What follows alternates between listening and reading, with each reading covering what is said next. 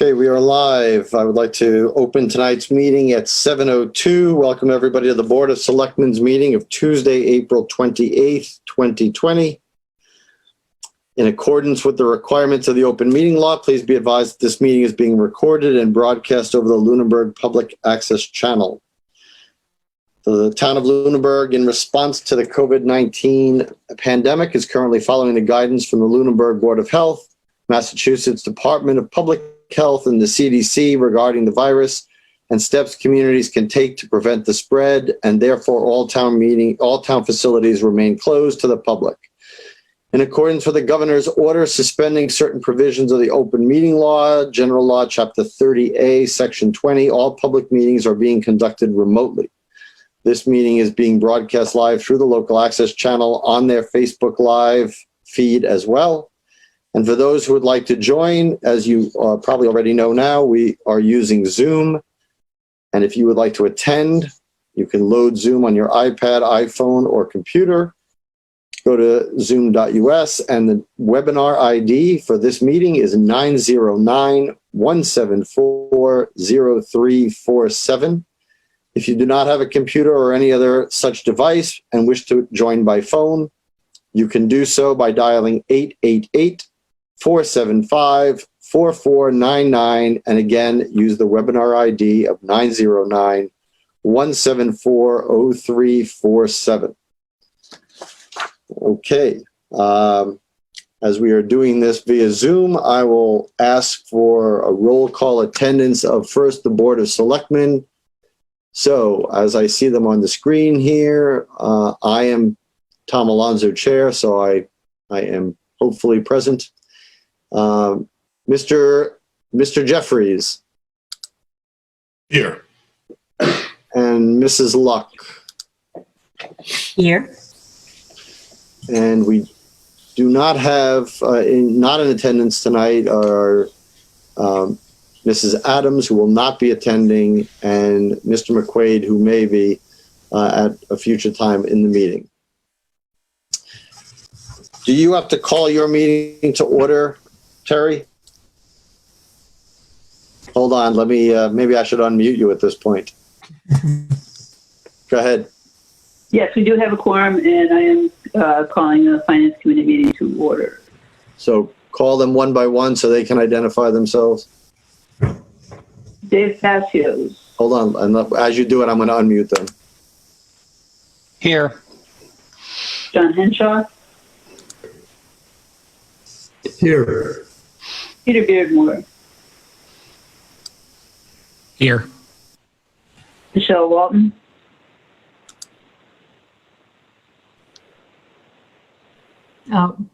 Here. And then we have a vacancy who's not here, but we do have a vacancy. I just will express that. Okay, I'm sure we'll hear more about that in the town manager report too. So, okay, I will bring to, after both meetings are open, and I will start by asking if there's any public comment from the Board of Selectmen.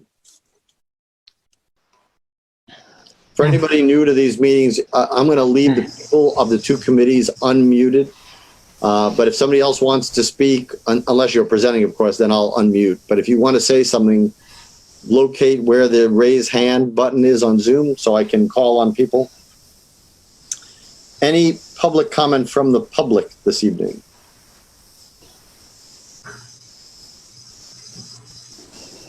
Okay, seeing no raised hands. Do we have any announcements? I have none. Madam Town Manager, do you have any announcements? Oh, maybe I should have called on the town manager if you are present. I'm present here. The only announcement at this point I would have is the one per the governor's order today that extended the stay-at-home advisory as well as the prohibition of gatherings of more than 10 people. So a notice has been put out that extends the closure of town facilities to the public, the May 18th date as well. Okay.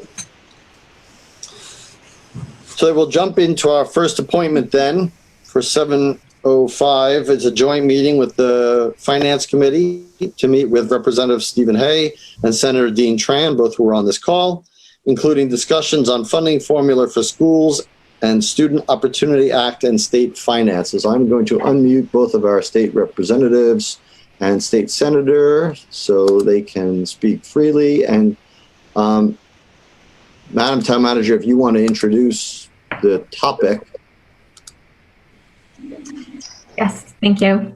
So this initially was broached by the Finance Committee, wishing to discuss this with our state legislatures, the Student Opportunity Act and the minimum net school spending formula, particularly how it related this year to the tech assessment figure and how it was detrimental to our formulation of our budget this year.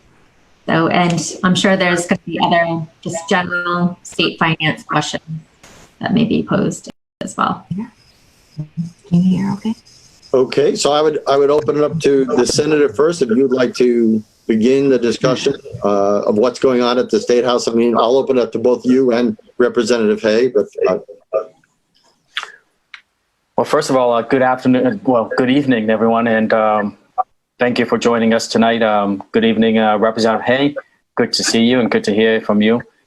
As you know, the governor published his budget, his proposed budget, sometime in January, and the budget comprised of about $5.5 billion set aside for Chapter 70.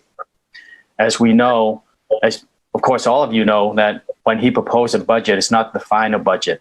It has to go through the scrutiny of the House of Representatives, and then from there it goes to the Senate. Right now, we do not know how the legislature will plan on acting on going forward with the budget. We do not know that, well, one thing we do know is that last week's municipal bill, which is Senate 2629, ended up extending the deadline for the required Student Opportunity Act 3-year plans from school, so that it has extended that. So I think the intent for now is that we are in a holding pattern until the crisis resolves, until we get past some of the obstacles that we are that we are facing now at the legislature. And one of the obstacles is that we're trying to find a way for the chambers to meet and work on the budget and to take the votes in a formal session. Now, one of the things that I think the Finance Committee as well as the Select Board want to talk tonight is with regard to Chapter 70 and other funding mechanisms, including charter reimbursement and special education, which is the circuit breaker. Now, if you look at well, I don't want to go too far into detail in terms of the numbers. Before I do that, is there anything that the State Representative Hay wants to speak on? Representative Hay. I would just say that I concur with the senator in that everything right now is up in the air. When the House decides to do their budget and the Senate decides to do their budget, I believe the revenue projections are going to be totally different than what the governor used when he did his budget in January. But when the governor did do his budget in January, he actually shorted the Student Opportunity Act in a manner that the House, I think, was going to try to address. But now with the lack of revenue understanding at this point, I'm not even sure that we'll be able to do that. So I think the real issue here is that the numbers that the governor put into his proposed budget and the assessments that we're seeing from the regional technical school for you all could change once the House and the Senate are able to get back into formal sessions and address their budgets. But we can certainly have discussions about the formula or what you're hoping that we can assist you with. Representative is completely correct. One of the things that we should keep in mind is when we passed the SOA, which is the Student Opportunity Act, we did not identify a source of funding for it. And the source of funding for that comes from projected tax revenue and everything that we bring in through the budget. So everything's in flux right now. Even the numbers that the governor proposed in his budget, those numbers may change. Some of the numbers that we've been looking at, and some of you may have heard, is that they're talking about we may realize a $300 to $500 million below benchmark for the end of this fiscal year, and then we may realize a $3 to $5 billion shortage in tax revenue for the next fiscal year, which is what we're talking about for this budget. So things will change. We have to make sure that the representative and I will be working very hard to make sure that our district is served through the SOA and make sure that our schools are funded accordingly. Okay.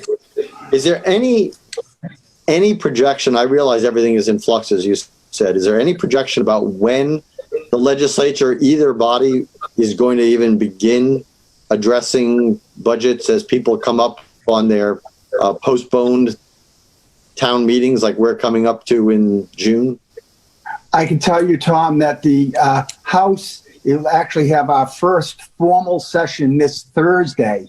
And that will be to address a couple of issues in terms of how we go about having formal sessions and in moving forward with that.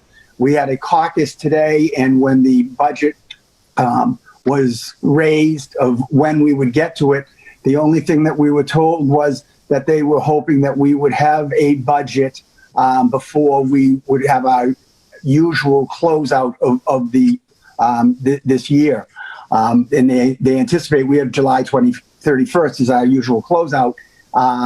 They are anticipating that our regular formal sessions will go beyond that, but they're hoping that the budget will certainly be resolved before that. Okay.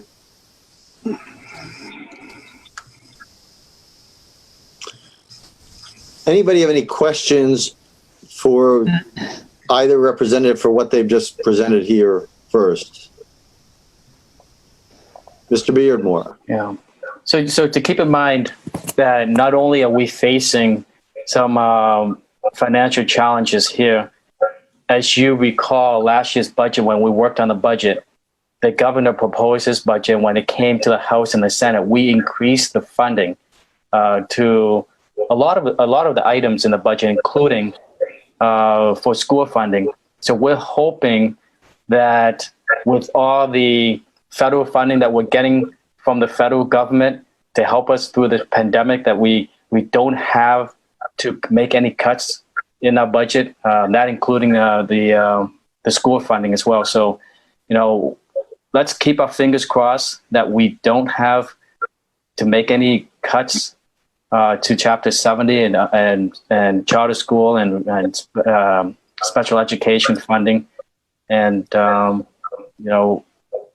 that is one of the things that the representative and I are working pretty hard on to make sure that when we move forward, whatever cuts that we make, whatever reduction of programs that the legislature decide on, that we maintain a course with the SOS funding for Chapter 70. Great. If I could follow up on that, Tom, real quick, Sure. just so that you're aware, since the 10th of March, I can't speak for the Senate, but I think they've followed along with the House. Not a single topic has been raised or discussed or a bill other than anything that has to do with the COVID-19 pandemic. Every single thing is dealing with that right now. So it's just put everything, on hold. I can say that, we're not sure exactly how much money the state will get from the CARES Act from the federal government, and that will be a contributing factor into how the budget comes out and what we anticipate doing, particularly in relationship to the schools. Thank you. Mr. Beardmore, you had a question. Yeah, I I have some comments and some questions. So I'd appreciate if you bear with me, Mr. Chairman. Gentlemen, first of all, thank you very much for joining us tonight. This meeting has been a little bit of a long time coming. We first identified a concern at the Finance Committee after meeting with representatives of, well, first of all, in looking at the governor's budget back in January and noticing that after observing support from both of you gentlemen for the Student Opportunity Act last fall, and with your encouragement, both of our school committee and our Board of Selectmen supporting, and I think by and large, the citizens of Lunenburg supporting the Student Opportunity Act, I don't think that there was much of an expectation that this was ever going to be a windfall for Lunenburg. I think that we knew that this was money that was going to be largely driven to education as a whole, but largely driven into communities that really needed an acute funding infusion. But what we saw in the early months of this year was a governor's proposed budget, which I understand the process that Senator Tran laid out.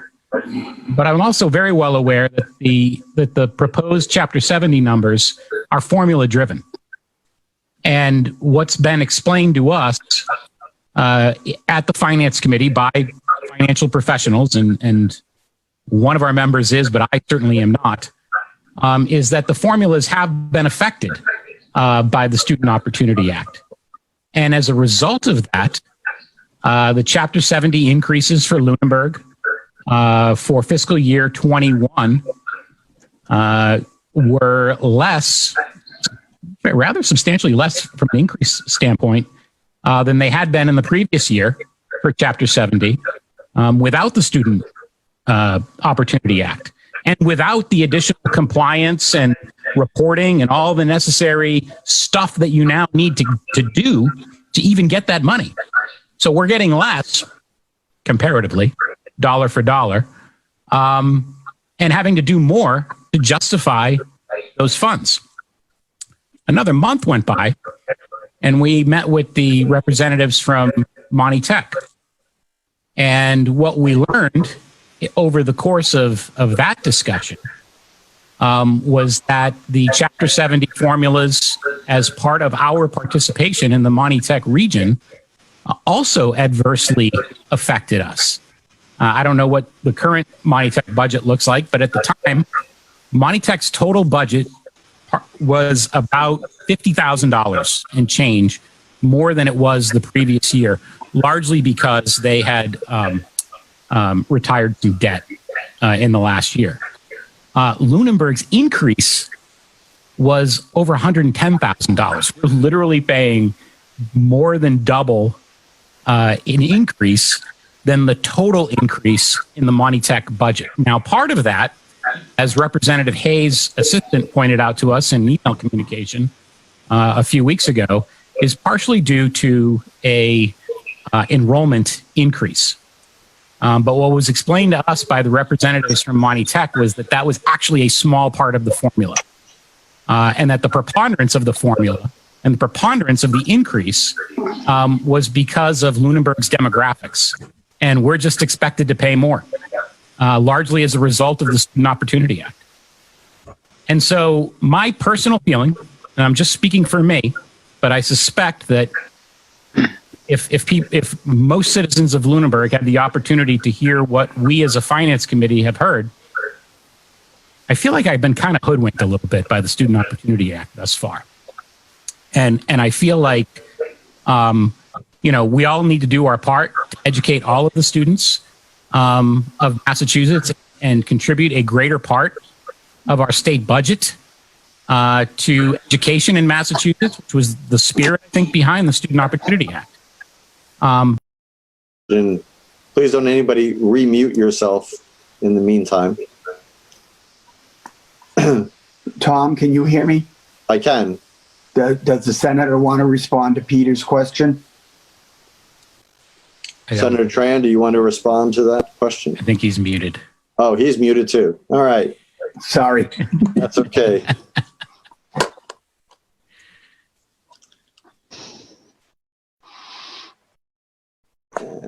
Okay, they're sending me back, so we're going to be back shortly. It's an awesome tool when it works. Yeah, no, I mean, this is the first time we've had this kind of problem. I'm not complaining. All right, so Senator Tran, I'm going to unmute you to respond first, and then Terry.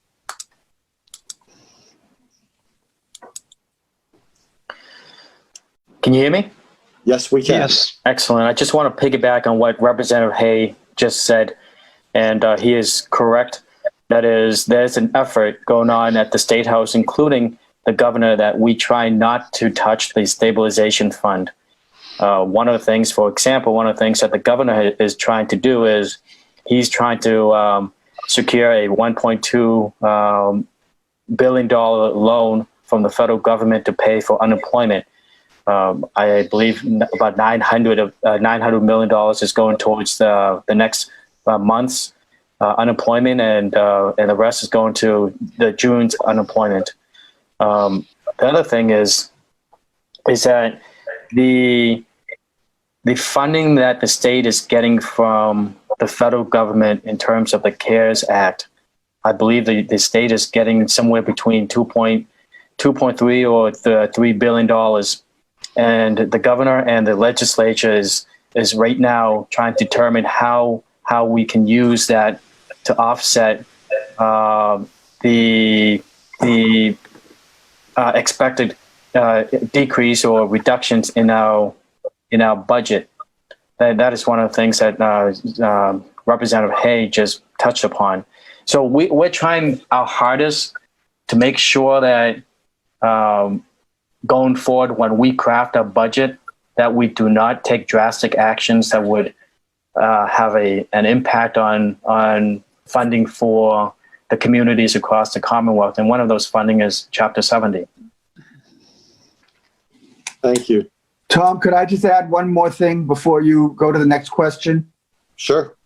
Yeah, I just want to make sure everybody aware of one train of thought that I have. I always have done this with budgets. I would rather that we underestimate our revenue in a budget, and if we get more revenue, then be able to add things, as opposed to overestimate our revenue and then have to cut things in the middle of the year. I think that is devastating to cities and towns who get less than they had anticipated or that they had put into their budgets. So just so people know, that's always the framework that I use when trying to look at our budgets. I'd rather underestimate the revenue than overestimate it in the long run. I think that is good for everybody. Thank you. Yeah, just before we go to Terry for a second, I mean, my response to that, and I appreciate that fundamental policy, the issue that we're going to be facing, and not just Lunenburg, because I think other municipalities are going to be facing, is what is that number? I mean, how much should we underestimate? Yeah. Because I mean, what you feel is what one person may feel is underestimating. Maybe somebody's saying, "Oh, that's being way too generous. You got to cut even more than that." So we're trying, not we as a town, but certainly the finance department of the town, in the town manager and the finance director, have to balance how much is that, and that's what we're kind of looking for guidance for. And that's pretty tough, Tom. We're looking at, when you look at the governor's proposed budget, we see a lot of numbers that are not satisfactory. But at this time right now, it's going to be pretty tough for the legislature to even meet those numbers. So we're trying very hard to make sure that the tax revenues that we have already collected or anticipate to collect, that we do meet those numbers. For example, you take the unrestricted local aid that Lunenburg is projected to receive from the governor's budget. I think it's about $1.2 or $1.3 million.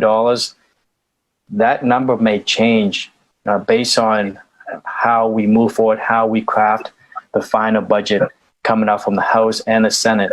So hopefully we are able to use the money from the CARES Act wisely, to make sure that that money is spent on the budget and not on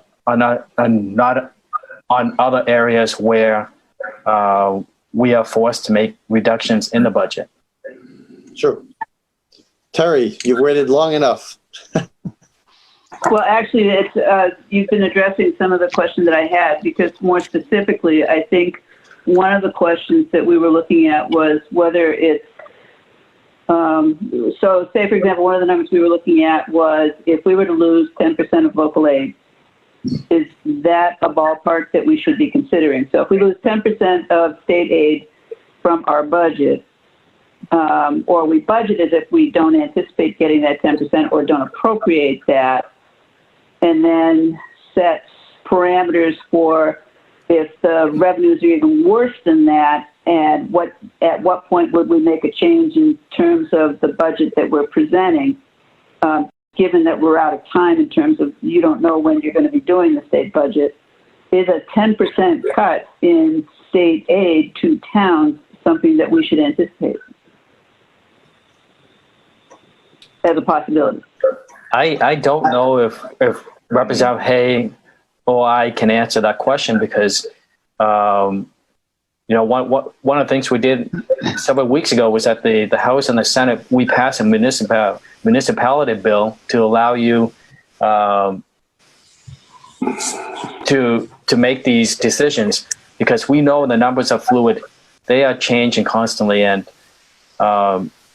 I think it would be irresponsible to give you any kind of guidance in that term of whether you should craft your budget with 10% reduction or less or more. Terry? Yes. Stephen Yes. Hay.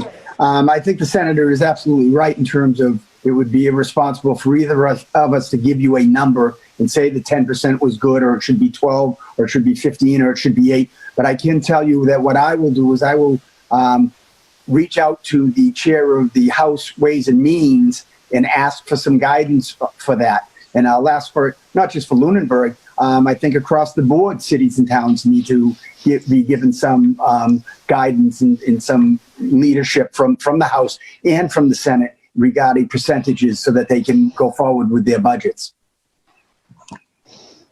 Okay, thank you. I'll open it up again. We have Phyllis. You can expect an answer to that question. He's going to reach out to the Ways and Means. When will he get back to us? Because that's an important question. Phyllis, I can tell you that I will make the contact tomorrow. I can't speak for the chair of Ways and Means as to when he will get to me, or even if he will give me a number. But I will certainly ask for one and let him know how important it is to each city and town, and particularly the town of Lunenburg, because it's the one that I represent, and try to get some guidance. I think it is incumbent upon the legislature to give some leadership and guidance to the cities and towns regarding their proposed budgets at this point. I would agree. So you can get back to us by what, the first of next week, to let us know whether he said nothing or whether he said something? Absolutely. I if he doesn't respond to me and I have to do another phone call or another letter, I'll let you know that. If he does respond and says, I need some time to think about things, I'll let you know that. If he does respond and say, well, here's a number, I'll let you know that. Whatever it is, I will certainly keep you folks informed. Mr. Jeffries. Yeah, well, thank you, Representative Hay and Senator Tran, for being here with us today. First, I appreciate your honesty and transparency with regard to your advice there on you're not really sure how much we should be budgeting for. I think that, while we can hypothesize, you guys are in a unique position that if as senators, representatives, you say, hey, plan for 10%, that's something that will probably hit the newspaper and then that's going to cause some alarm. So I think it's wise and cautious for you not to, without having more information to give us that guidance. But one thing that I heard in this discussion so far that's concerning to me is the $1.2 billion loan. I think that and you mentioned that that's something that's only going to get us, the governor expects to get that to June, and just to cover for the unemployment. I think that it's prudent upon us to hear what's being said. And I think we can make our own reasonable conclusions here. If we know businesses have been shut down for a couple of months and there's no sales tax really being generated for a couple of months, right? I mean, that's 2/12 of the year, or 1/6. I mean, that's a big hit. Now, I'm not assuming that all commerce has stopped, but I'm saying that I believe we can make some reasonable deductions off of the information you asked. One question I do have is what is the unemployment rate in the Commonwealth right now? I don't have a percentage number for you, Michael Ray, but I can tell you that we have had in the past 5 weeks approximately 600,000 to 700,000 claims, and that was not including the PUA. We have added the PUA, which is pandemic assistance, so that people who are gig economy or self-employed can now file for unemployment. And Monday, I'm sorry. On Monday, we had a meeting with Secretary Acosta, and she said that from Friday until Monday, they had 50,000 people apply for that, and anticipated that would go up even more. So I'm anticipating by the end of next week that we're going to be somewhere in the 800 to 900,000 individual range of people on unemployment in Massachusetts. And based on our population, I mean, and I don't know the adult population, but that sounds to me like about a 10% reduction at least. Yeah, I would suspect that. I'm not a mathematician. I don't have all the numbers in front of me, but yeah, it's a big number. It certainly is a big number, and that's one of the things that we're hoping, that the governor today extended it to the 18th of May, and that hopefully the 18th of May we can start getting. I don't know if we'll have a full opening, but maybe a soft opening in some things, so some people will start getting back off of the unemployment. All right. And my final here is, do you have a reasonable, Representative Hay or Senator Tran, do either of you have a reasonable expectation that towns and communities such as Lunenburg, towns and cities such as Lunenburg, that we will do the month-to-month budget? I mean, is that kind of what you're expecting? Well, I think that's one of the reasons why we passed that municipality bill a couple of weeks ago, is to allow the communities to do a 1/12 budget.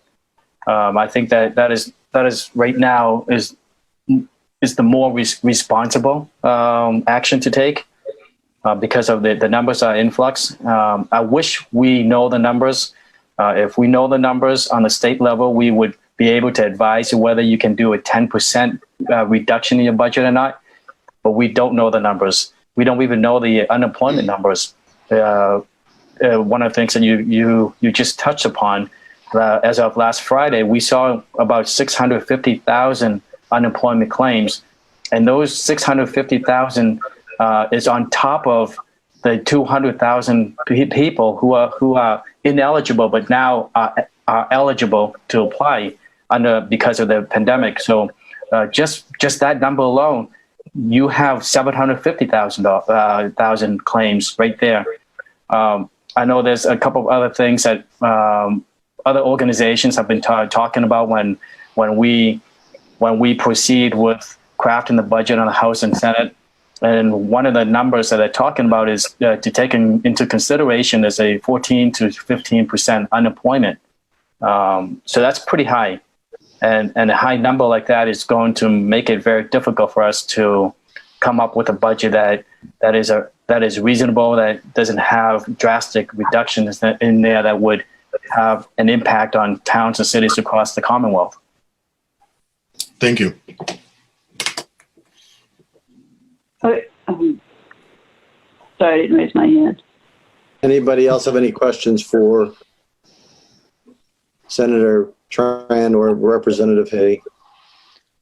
Terry. Actually, as I'm raising my hand, I'm not sure if this is for Senator Tran or Representative Hay or for the town manager, but or even you. How does a month-to-month budget in a town meeting government work? Is that something that the legislature is working on now to allow us to do? It's already there. I think the town manager can answer that. That bill has already passed. To allow that, it would require a budget that's approved through, as well as the selectmen, but that would be presented by the finance director and myself, and would then go to the director at Division of Local Services for approval.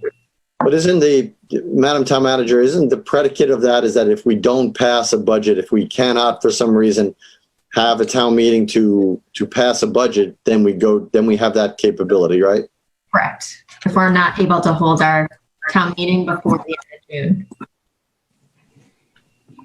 Then if we are able to hold the town meeting, then we would not be able to do the month-to-month budget, or we would still be able to do that? That's only the event we're not able to hold a town meeting. Okay, thank you. Mr. Jeffries. Yeah, well, and this is to Senator Tran and Representative Hay. That seems to be an interesting conundrum that I trust that you guys can help resolve. I think that at this stage of the game, we don't know.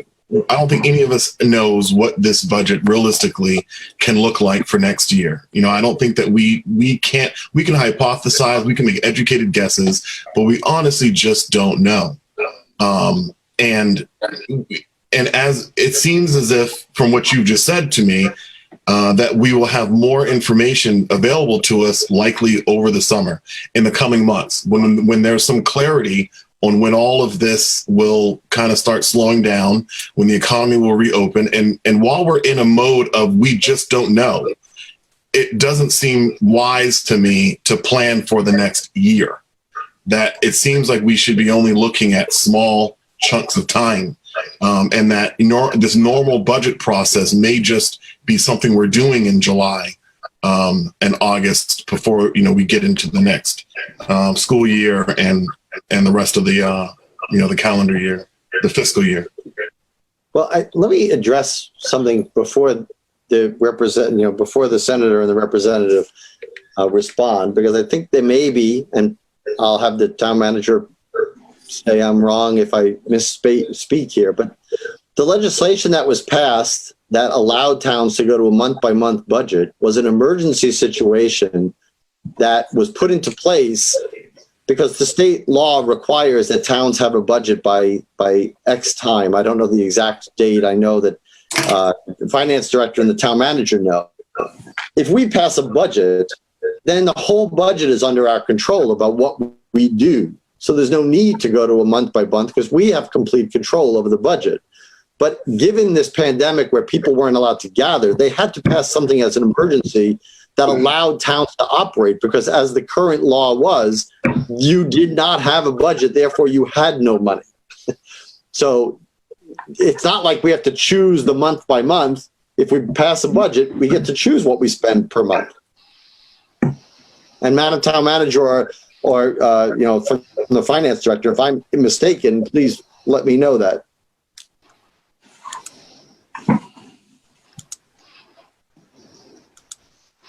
I think they're muted. You're correct. I've muted the town manager here. You have to have a voted on budget by June 30th prior to this bill.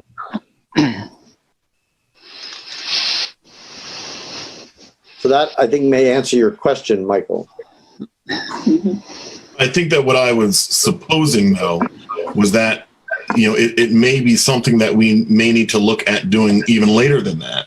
That, if we don't have all the answers to this by town meeting in the middle of June, I mean, I guess it kind of goes back to the question I asked last week, which is, then what is the plan? If we approve a budget that we can't meet, then do we start dipping into? I had a conversation with the town manager about access to utilization funds, that there's other resources out there to help carry over. I think my understanding was I don't know if I would have. I don't know if that's the only answer, to the situation, because I think that certainly there's a reasonable expectation that all governments are going to have to do less, or borrow money. So I guess what I'm trying to get an understanding of is, as we get into, if we think of, we're now at August the 1st, we have a budget that we just approved. And now as we get more information, we realize that it's not going to work. To me, this kind of goes back to what Representative Hayes said, which is it's better to, essentially what he said was it's better in these circumstances to under budget, and that way it's, we don't have to make these cuts midway through the year.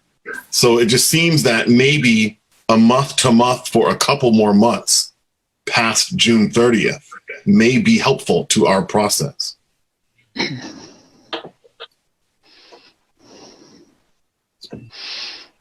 Madam Town Manager, do you have a response to that?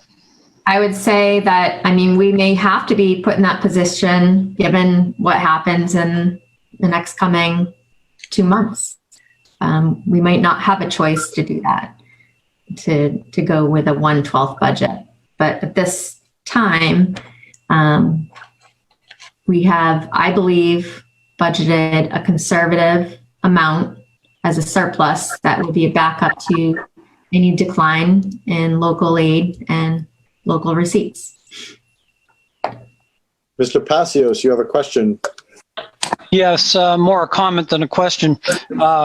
The discussion from the last 5 or 10 minutes has been around the 1/12 budget versus a budget that we would approve at town meeting, assuming it happens before the end of the fiscal year.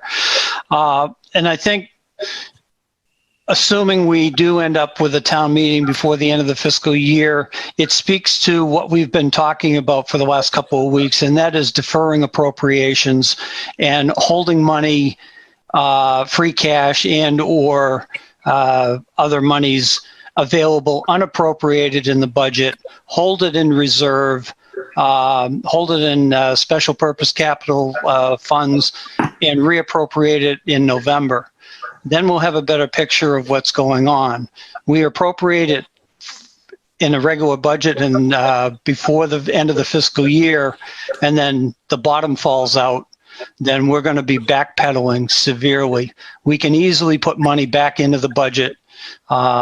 It's much more difficult and less desirable to have to take it out of the budget because we don't have it. Thank you.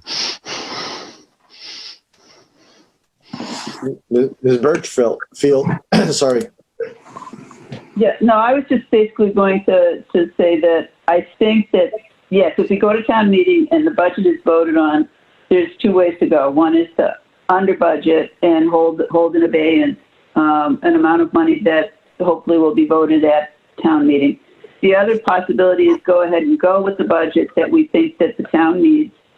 And then as we see over the summer, and like into August, that the revenues are changing more drastically than we assume. Freezes are possible. Anything that we would defer, again, I'm not sure how much we actually spend in July and August, but certainly we can defer and then cut those things or take them out of appropriation in November is also a way to go. So, there's different ways to go. And it is hard coming at this with so much unknown. But in terms of what we identify as priorities, I think that's the purpose of writing the budget in the first place. And rather than have a budget that then you have to go back and renegotiate, I would almost rather go in with a conservative budget, which this budget is, and back things out. But that would just be my way of looking at it. So. Mr. Beardmore. So this may sound like an amazing statement of the obvious, but I think it needs to be stated as well, which is, there are there are functions of town government that operate on a continual basis. We budget on an annual basis, but the changes and modifications that you can make to your operations are much more fluid than other departments. And what I'm speaking in particular is about the school department that does operate on a very annualized plan. Kids get out of school in June and they come back to school at the end of August or early September. And parents and families have expectations in terms of the services that are going to be delivered. Our school department, like every school department in Massachusetts, is going to have an enormous challenge this summer as they weigh the possibilities that a normal traditional school year, that rug could be pulled out from under them at any time, and modified learning approaches need to be reinstituted again, perhaps at an increased cost, depending upon what those modifications are. The point that I'm trying to make here is the sooner we have visibility and the sooner that we have a commitment from the state on whatever that number is going to be, hopefully the more, the better, the less impact that we'll have, the less negative impact that we'll have, in particular on our school department. And you know, I'm very concerned about 1/12 budget approaches for our school department. You know, we are taking a conservative approach that the town manager and the chair of the finance committee outlined. It's certainly not ideal. And the sooner we can understand what reality is, or at least bank on some commitments from our elected representatives in the Senate and the House of Representatives and statewide office holders, better we're all going to be. And that includes every voter and school-aged child in Massachusetts, especially. Thank you. Any other questions?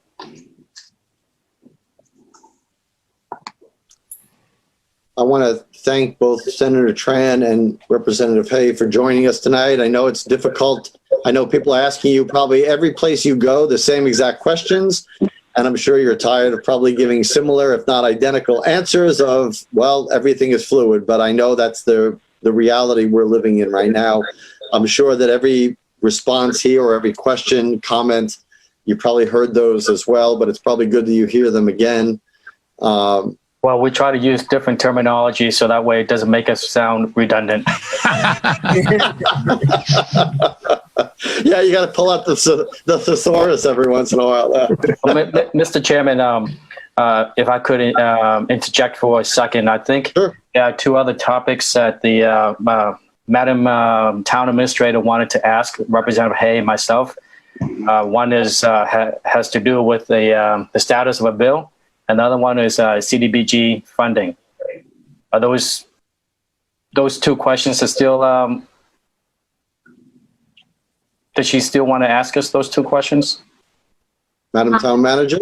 You can go ahead if you want to answer. Yeah, I've emailed the senator and representative outside of this meeting regarding status of a hazardous pay bill, as well as CDBG funding and what that would look like for our cities and towns. Well, I think the bill that you asked us was Senate 2602, and corresponding House bill was 4611, and it had to do with a emergency hazard health duty. Both the representative and I sit on the committee that the bill is in right now, and we had a virtual hearing that was held on April 6th, where people can send in the testimonies, and those testimonies were accepted by the committee. But unfortunately, right now the bill still sits in the committee, and it hasn't moved yet. So the next step for that bill to do, for the committee to do, is to move that bill and send it to the Ways and Means Committee for us to vote on, and send it to the House and the Senate floor for a vote. Thank you. I would concur with that. And, Yeah, and the second question was regarding CDBG funding. I think you read somewhere that Fitchburg or Leominster received some CDBG funding from the CARES Act, and how Lunenburg can get that kind of funding, or how Lunenburg can apply for that. I think from the CARES Act, there was the CARES Act appropriated about $5 billion to the to HUD, which is the Housing and Urban Development Community Development, and $2 billion of that $5 billion went to CDBG program.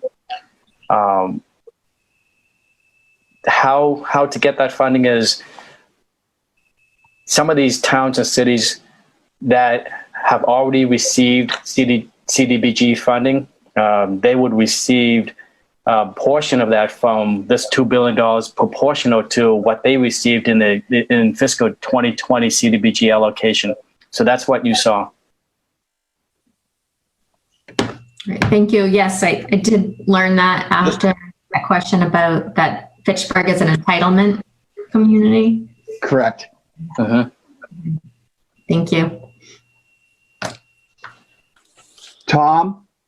I want to remind everybody who's on here, who's on mute, if hold on, Representative, just hold on one second. I just want to let everybody know who's on mute here. If you want to speak, just raise your hand, use the raise your hand function of Zoom to do that. Okay. Representative Hay. I just want to thank you for the opportunity. It is very important that your representatives, both the senator and I, actually get to hear from you exactly what it is that your concerns are and how we can help you and assist you with that. And that's what I expect both of us will do going out from this meeting. But I'd also like to make sure that everybody here understands that from me, all the government stuff is very important, but even more important is that each one of you and your families are well and safe. And I hope that you do, as I have created a new saying for myself, be smart, be safe. So I hope you all do that. And the same to you and Senator Tran. I appreciate your time tonight and your insight of what's going on and what's really it's overused already. It's only been 4 weeks, but unprecedented is already overused. But we all agree that that's where we are, and we hope that you and your families are safe as well. Right. Thank you, Thank you very much. Be smart, be safe, be well, and make sure we all look after each other. You got it. Thank you. Thank you so much. Thank you, gentlemen. Thank you, Tom. Good night, Steve. Good night. Guys. And Senator Good Tran. night. Thank you. Okay, new business. Mr. Alonso, I just wanted to interrupt to say that basically we had invited tonight members of Monty Tech to come and address any questions around school funding, which it sounds like we've covered. So that was the purpose of them coming. So I think basically I just wanted to, unless people have questions directly for them, Tammy was good enough to come prepared to address any of those questions that went to the discussion around the formula that has been such a question for us. And I also wanted to say that at a recent finance committee, the other thing that we talked about doing was bringing back Mark Abrams to really go dig deep into the whole formula development for school funding as well. Luckily, Karen remembered his name. I didn't. I just remembered the training and how confused I was. So, but I also didn't want Tammy to think that, like we were still expecting her to do a full presentation on the funding formula unless anybody had questions for her. Well, I will open it up if anybody has questions here. We got distributed the documents earlier today. I don't know how much time anybody had on the board to look at them, but if anybody from the school departments or Monty Tech would like to speak and say something, please, this is the time. Just signal to me, the chat me that you want to speak. If you don't know where the raise your hand function is, or do something to get my attention. While you're doing that, I'm going to go to Mr. Passios, who has a comment or question. Yes, I was just going to thank Tammy for her involvement leading up to this meeting. Some of the information that I had passed on to Representative Hayes' office, the initial response back came back only looking at part of the number and not the whole number. And after communication with Tammy, she gave them a really good explanation of what we were looking at and what our concerns were. And I think that's why they were prepared to speak on it tonight. So I greatly thank Tammy for her work on our behalf. Thank you. I think all fully the people- concur. Thank you. I'm sorry. Go ahead, Mr. Beardmore. No, I'm sorry. I just wanted to interject and thank you as well. Yeah. It would be really And appreciated. I was going to do the same thing and thanking both our school department and Monty Tech and the Monty Tech representative for being on and being available should any questions have arisen. And I'm sure you're going to be very, very involved between now and town meeting and probably through the summer as we do our budget and as the state finalizes theirs. So thank you all for your time. You're more than welcome to stay. And for the finance committee, again, we had this joint meeting. I don't know if you want to call the meeting, but you're all invited to stay for the rest of the meeting, which has more to do with budgets. So I don't know if you want to conclude your meeting now, Terry, or you want to keep it open. I don't know what was on your agenda. If we conclude our portion and just have questions later as individuals, that's not a problem. Is that correct? That is correct. That is not a problem. Okay, then basically I would accept a motion to adjourn the finance committee portion of this meeting. So moved. Second. Do I have a second? Second. Okay, so a roll call. You can just wave your hand. You don't have to unmute yourself. No, they're on. Everybody should be unmuted from your. Yeah, they all mute themselves because of background noise. So, I'm unmuting everybody in your. thank you. Okay, Dave, Passio.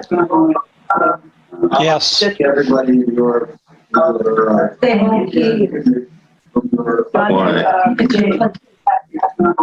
Aye. Yes. All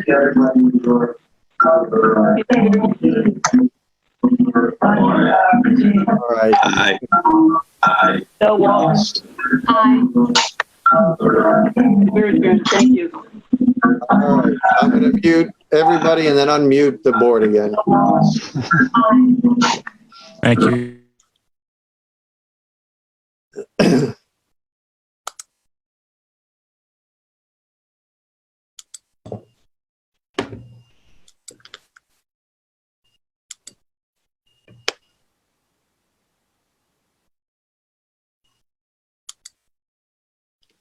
Okay, so now we go on to our next order of business is the quarterly update from the finance director. And I am unmuting her. Hi, everyone. Finance director, good evening. Okay, this is just a summary of the reports for the third quarter that ended March 31st. I'll read the memo, which is brief, and then if you have any questions for me, I'd be happy to answer them. So, attached, please find both revenue and expenditure reports for the third quarter of FY20. Below is my summary of the reports. On the revenue side, total collections to date are $33,380,925, or 78% of the FY20 estimates through March 31st, 2020. Below is a summary of the individual categories.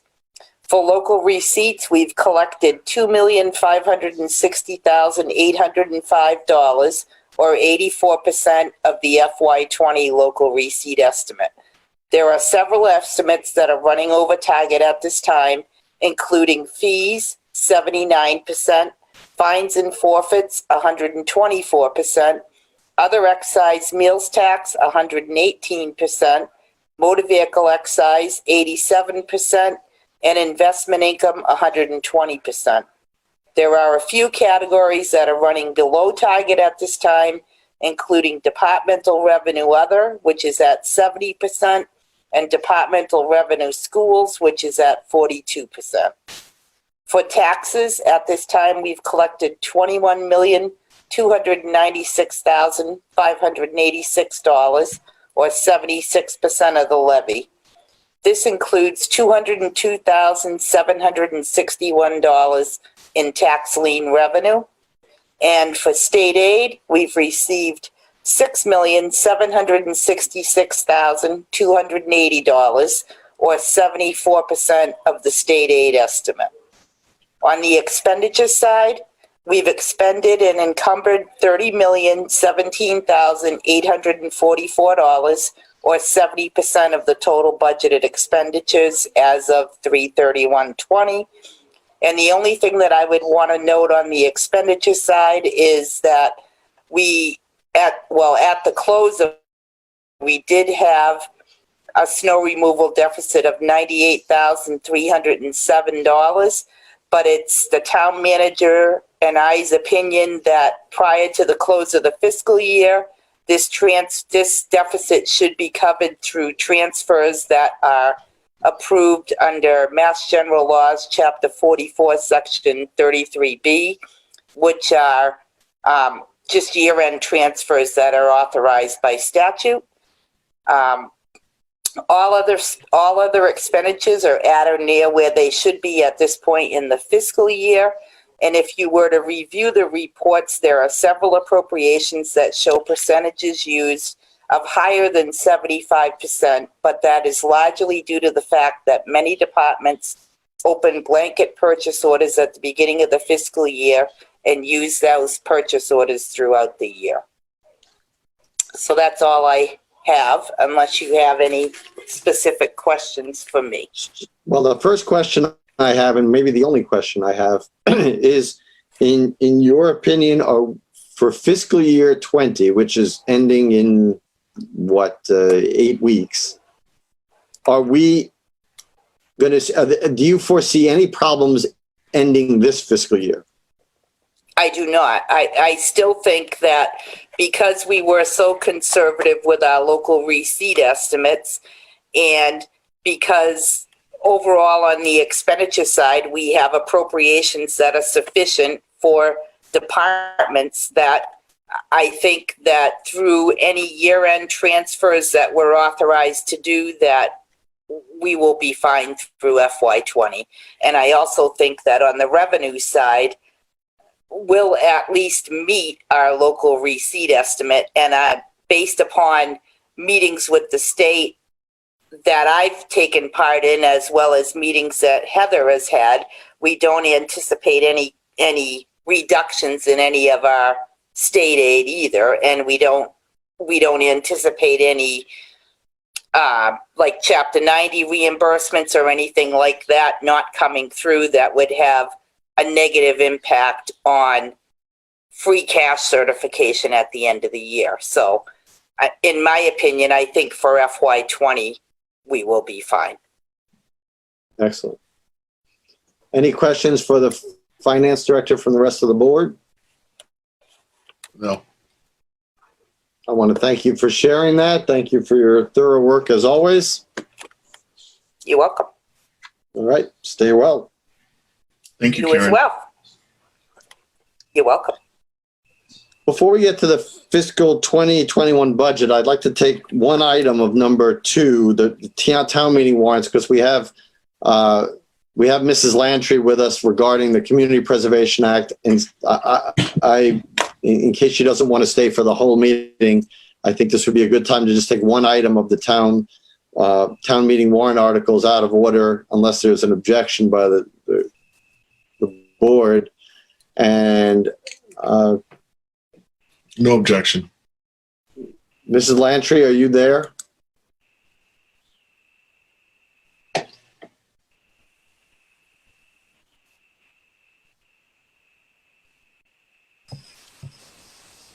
Becky, are you there?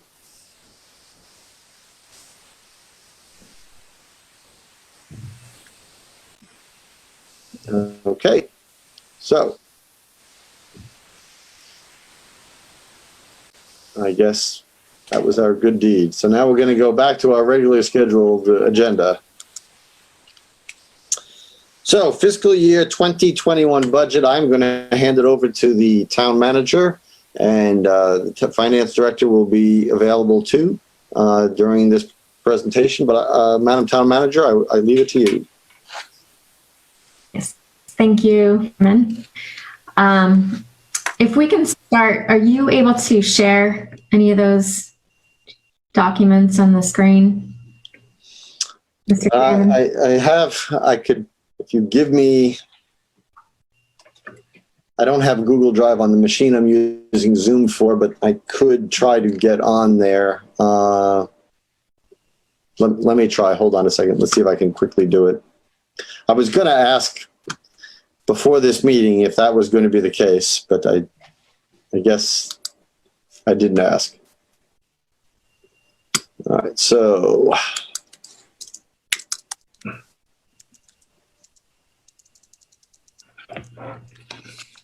I'll just preface that. So I did send an update to everyone last Thursday that went to both the Board of Selectmen and the Finance Committee. And this is just a slight update from that. if I can interrupt you for one moment, what documents on the drive are you going to go over? Because I'll just go to my email and re-email them to me. The adjustments to the fiscal 21 budget dated April 28th, and the revenue expense sheet dated April 28th. Okay, so those two documents? Yes. All right, let me just go to my other computer here and send them over. It's going to be easier than joining Google Drive here. But I will, so I'll start by kind of prefacing what my approach was when having to go back and revamp the budget. So as we all have seen an influx of information since the outbreak of COVID-19, there's been multiple meetings with state officials with as many updates as possible, but as denoted in tonight's discussion with the legislators, that there's no clear indication of what our local aid number will be. So outside of all the calls that I've participated in with state officials in the budget, I've also listened to the testimony of all the experts at the State Economic Roundtable, consulted with my peers as well on what they were budgeting for estimates, and also contacted a couple times the Commissioner of Division of Local Services, Sean Cronin, who he leads those statewide calls on budget questions. So I consider him a point person in all this discussion. I'm also reading forecasting articles by different economists and government journals. And this has all led me to feel the budget that I have been presenting is a conservative approach to our budget, and that our receipts are a conservative number, as well as the surplus that we have as excess levy capacity to fall back on as sufficient to address any decline in our state aid. Also, I've consulted, and Karen can attest to this, I've consulted with her daily, pretty much, and we both concur that this recommendation is a conservative estimate for our budget. Our local receipts are historically conservative, allowing us to not have to reduce them further from the fiscal 20 figures. Our actuals are historically between 10 and 20% over the estimated receipts. We have made concerted efforts to build up our stabilization accounts, and this is a prime reason for tapping into those reserves if we need to at the fall town meeting. And that was also discussed by our legislators. That would be a consideration they would take to approach their budget. So all these things have led to that. So initially, I went back and reduced the new positions as well as associated costs for those positions, any additional hours that were proposed that were new to the budget. The Lunenburg Public School budget was reduced from a 2.5% to a 1.58% budget, and cut the capital plan in half because half the funding was coming from tax revenues. So that allotted a surplus to our excess levy capacity in that regard. We also reduced the additional pavement management funding of $50,000. That was a revision, and our liability and workers' comp actual renewal premiums came in slightly less, so that provided. Yeah, I have the ability to share these documents. Which one are you starting with? The adjustments to fiscal 21 budget. Okay, there we go.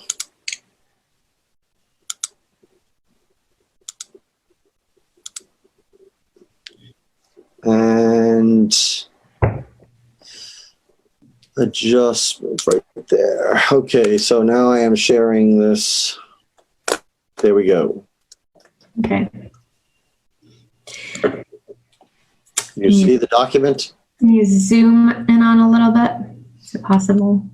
Where is the?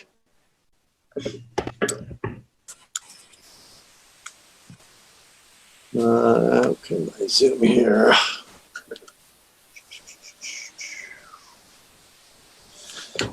Let me, I know it's a keystroke on zooming in. Hold on. If anybody knows it on the Mac, please tell me. I'm guessing nobody knows. Okay. I can continue going through the. Sure. So the actual renewals for our liability and workers' comp came in less, so that added about a $9,000 to the bottom line, and reduced the stormwater management budget by $25,000. And the latest change to the budget is to adjust the cherry sheet charges to reflect the FY20 amounts. So that's an additional $14,661. So that would leave currently a surplus of $982,156.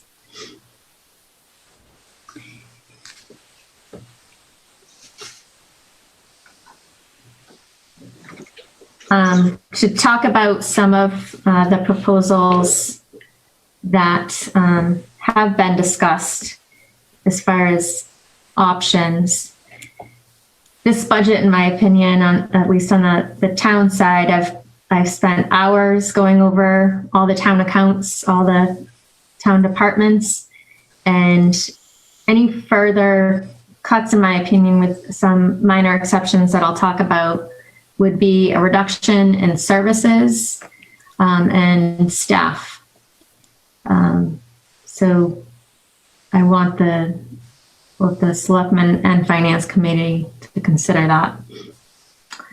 The two items at the conservation, the Finance Committee meeting last Thursday, it was discussed about, are there any expenditures in fiscal 20 that we can pay for out of the fiscal 20 budget that we would therefore would be able to remove from the fiscal 21 budget. So two items after spending more time on the budget that may be possible, but may not be known by if we have a town meeting in June, would be about $30,000 in the budget, part of the technology budget and part of expenditure in the town clerk's budget for voting booths that if we have surplus funds at the end of this year, we would be able to purchase those this year and defer that for fiscal 21. But I'm not sure that we would know that in time for the June town meeting. So it would be a possibility that we could go in the fall to reduce those by those amounts in the fall. I've also talked about stabilization, what our stabilization balance is. We have about $3 million in our stabilization funds. And this is, we have considered considerable healthy reserves, and we've made a concerted effort to increase these reserve funds. And as our legislators talked about earlier, this would be a one-time expenditure that we could fall back on in the fall to help offset any further reductions in revenue sources.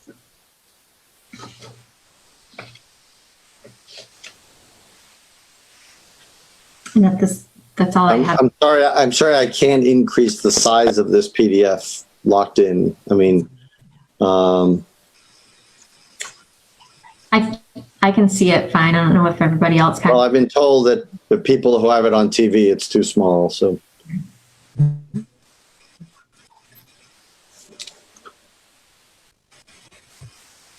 I don't have the luxury of seeing it on screen, so I have increased it on the screen here. I just don't know that it's had any effect there.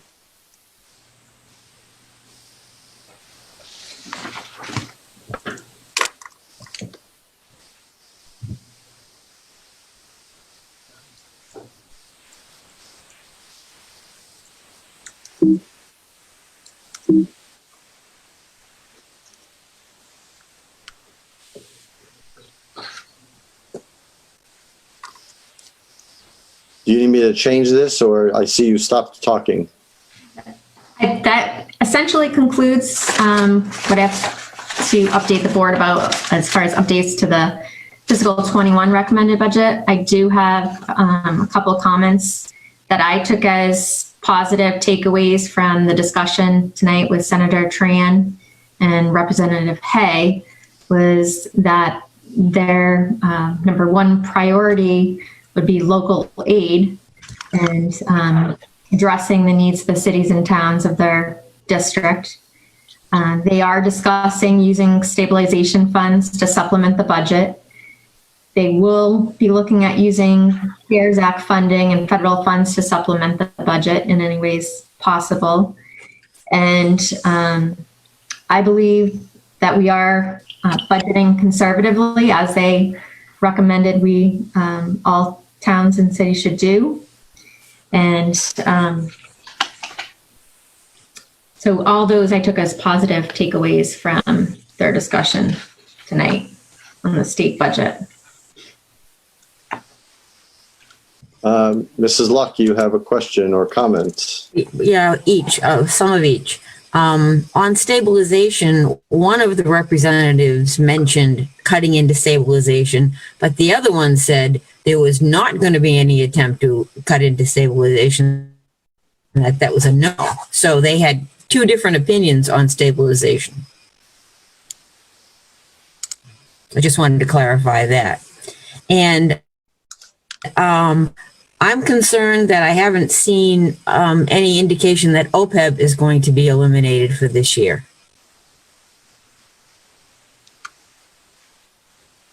I mean, the excuse was it's going to affect our bond rating, but we got that letter that clearly said not in the pandemic. They wouldn't consider that at all. So there's no reason, in my opinion, to not forego spending that money on OPEB this year. I think that will be, sorry, Mr. Chair. Excuse me? If I may answer that. Yes, you may. I'm trying to reshare this in a larger format, so go ahead. Okay. That's going to be a further discussion with the Finance Committee on Thursday's meeting. And they talk about our financial policies and adherence to those. If we do appropriate, why isn't it a discussion with the Board of Selectmen first? They had it on their agenda to discuss it. Yeah, we have the we have it on our agenda to discuss the budget as well. Yeah, please voice your opinion. I just did. I think we should not spend any money we don't absolutely have to spend. We're going to have to agree to disagree that the budget is conservative. I have a question about the OPEB. If we were to appropriate it, when do we make that contribution? When do we actually leave our our coffers to go to them? Karen may be able to answer that exactly when that deposit is made, but what I want to clear up though is that that funding source is free cash. It's not from tax revenue. So even if we could defer OPEB spending until a later date, but that free cash amount, my recommendation would be to deposit it into the stabilization fund so it is put away and doesn't fall towards next year's free cash. That's okay. It's money. I don't care what you call it. I don't want to spend it on OPEB. Karen, do you have the answer to my question? Well, and I was going to say the same thing that Heather just said about the appropriation into the OPEB fund is free cash. So we definitely wouldn't want to use that to fund any operating budgets. And I would agree with Heather that if we don't put it into OPEB, that we should put it into a stabilization fund. As far as the transfer, if we had the town meeting on June 13th and it got voted to put that money into the OPEB fund, typically all of the transfers that are voted at the annual town meeting are done right away in July. So we would move that money from the town's account. Well, I mean, it's still a town account, but we would move it from the town's general cash into the OPEB fund sometime in July. And is that required or can we defer it? If we did that, could we defer it to the fall? Well, if you voted in June, though, then it's based on the beginning of the fiscal year, which is 7/1. So if you just chose not to have that article on at town meeting and to hold it until the town meeting in November, then once it got voted in November, if it did get voted, that would be the time that the transfer would take place. So it's immediate from when it happens. Correct. Okay. So we could put it off. Yes. Mr. Jeffries. Yeah. So so first, Heather, I think that this is a good modification from last week. We had the opportunity, and this is for the rest of the board. Heather and I had the opportunity to talk after this meeting, and I think that my understanding, and correct me if I'm wrong here, Heather, is that any further reductions from this budget will require dipping into stabilization funds or cutting services. Is that a fair statement? Mr. Chair. Yes, Madam Town Manager. So any further reductions on the town side would require cuts in services and to those operating budgets that provide those services. The stabilization funds, that my recommendation would be to only tap into stabilization in the fall if our revenue estimates are not sufficient, as that's the safety net, and that's what stabilization funds are meant to be used for in those emergency purposes. Like they said, a one-time expenditure. It's not used as a normal expenditure to supplement your budget. All right. So if the OPEB money was put into a stabilization fund, that would be available in an emergency. Yep, they could be voted at the fall town meeting to transfer from the stabilization fund to the OPEB trust fund. All right. So I think that the changes you've made satisfies for me what my concerns were, and I want to highlight a couple of things that I see that you've done here. So the first is I'm going to round here. We roughly have $1 million surplus, in which we are accounting for if all the money is received that we expect to get, that there's $1 million here. I don't want to say to play with because I don't, but we have $1 million here. The other thing that I think is to note is that if we needed to touch stabilization money, is a fund that we could tap into and cover any additional budget shortfall. So, my concern last week was, what if we are, what if we're 500,000, $1 million less than what we thought that we would get, what do we cut then? And I think that the answer that you've given, which I think is reasonable, is that this budget already accounts for $1 million now of wiggle room, and that the plan would be to dip into those funds that have been reserved for these specific situations. Is that a correct summary, Madam Town Manager? It is correct. All right. So I just want to be cautious that, we are not, that we're making decisions based on the best information available, not based on hunches or general principles that we hold. I think that Selectman Luck and I tend to be, have similar views when it comes to being fiscally conservative, but I think we probably are going to deviate here because I would consider this to be a conservative budget. Mrs. Luck.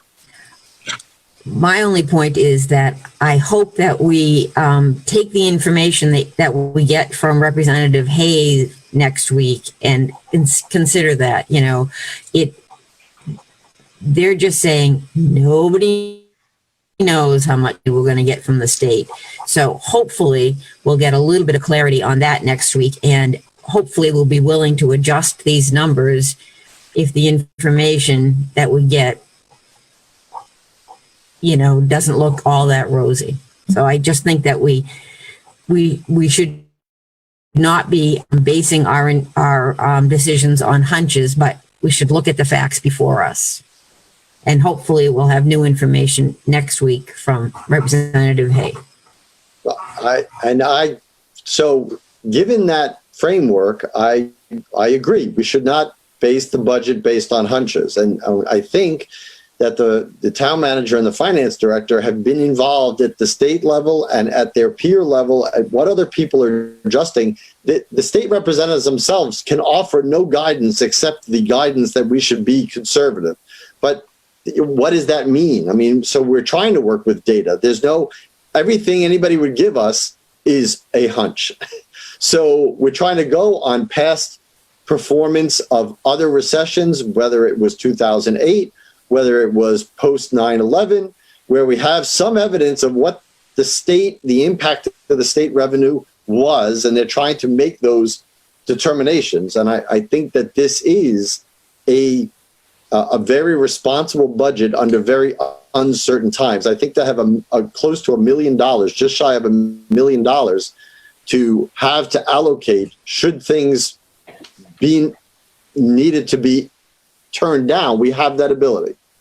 So I don't know that I would put more in reserve than that, because I don't think there's any historical precedent for doing that. So I do think that this is a very, very responsible budget during a very difficult time. I think no one denies that they're difficult. And again, using data is the important part in here. Mrs. Luck. Oh, I think Michael Ray had his hand up first. It's okay. I can wait.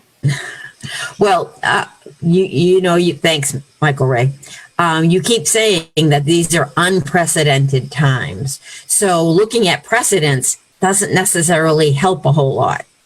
We've never been through a health crisis, which is also an economic crisis. This is unprecedented. I think we need to be more conservative than we've been in the past, because we've never been in these waters before. But that doesn't offer us any number. Like, what are you looking for? I asked that last week, and I'll ask it again this week. Aside from OPEB, what are you looking for? I'm looking for a reduction in state aid, and I'm looking for a reduction in sales tax and meals tax. I cannot fathom that anyone thinks we're going to get the same amount of meals tax we got in 2019 or 2020 you know, nobody's going out to eat. Nobody's buying anything. Sales tax and meals tax going to be lower. They're not going to be at the same level they were in the previous year. And I think state aid, you know, they're not saying it, but I find it really hard to believe with everything that's going on that the state aid will be level funded. So I like a 10% reduction in state aid. I mean, Kerry LaFleur put a 9.27% reduction in state aid after careful thought, and which the town manager pointed out to us. And, you know, I don't think she's guessing wildly either. Madam Town Manager. So I don't think that what I'm saying is crazy. I didn't I think it's characterize it that responsible and way. I think it's conservative. That's what I want. Madam Town Manager, oh, you're muted here. Hold on.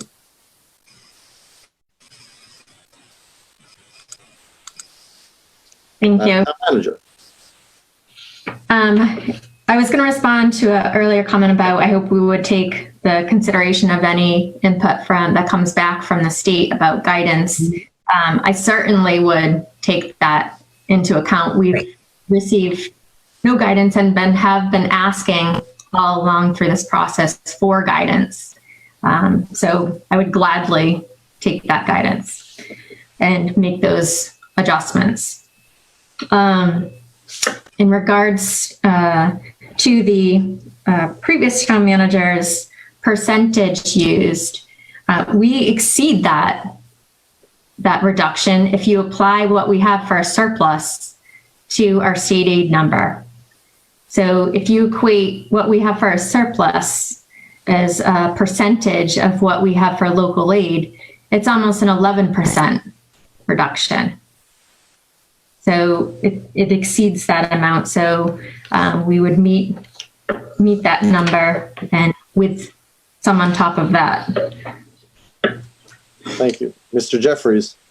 Yeah, well, thank you, Heather, for that further clarification.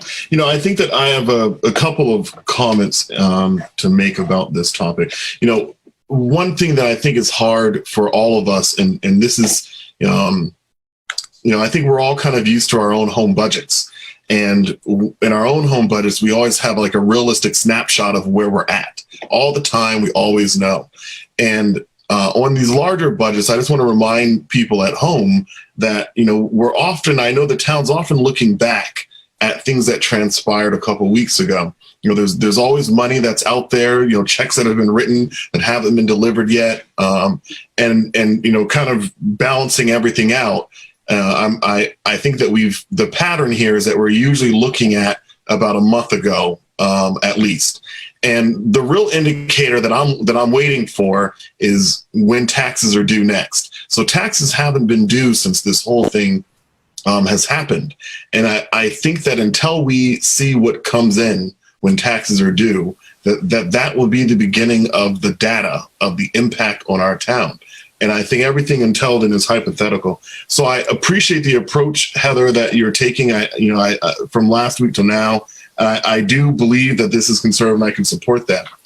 I want to respond to an earlier comment, though, that was made on this topic, because my next question is about schools. Earlier, Mr. Beardmore had brought up some concerns to our delegation at the State House about what seems to be a lack of adequate funding that's going to Lunenburg from the new state initiative for education. You know, I want to comment that, you know, I have my family members all live in towns and cities that are in the bottom 25% when it comes to MCAS scores and within the Commonwealth, whereas Lunenburg rates in the top 20th percentile for math, 22nd percentile, 20th percentile for English, 22nd percentile for math, and 16th percentile for science, compared to all of our surrounding, and those numbers respectively are 68th, 77th, and 56th. My comment here really is, you know, I think of education, yes, as a selectman of Lunenburg, certainly I'm concerned about the education here in town, and when we want to make sure that we're competitive and that the kids are getting competitive education. but our responsibility to educate is more than just the people within the boundaries of our town. You know, when we go to the hospital, we need people. We don't ask them, hey, did you go to school in Lunenburg? That, you know, we have a responsibility to educate people overall within the Commonwealth. And so I'm always looking when we are already in the upper 25%, I'm always wondering the correlation at this point between money and quality. And what is it that the other communities are doing that are rated higher than us? And how much energy are we looking into? How much effort are we pouring to evaluate the difference between where we are ranking versus where they are ranking? I know MCAS is not the only indicator, but I'm getting at that there's probably other things in these communities besides how much money you're spending per student. Having said all of that, there's a reasonable concern from teachers and from parents right now. From teachers, they're concerned that they are working long hours, that this is not an ideal academic situation. You know, this isn't what they planned for. This is a fill-in. They're doing the best they can.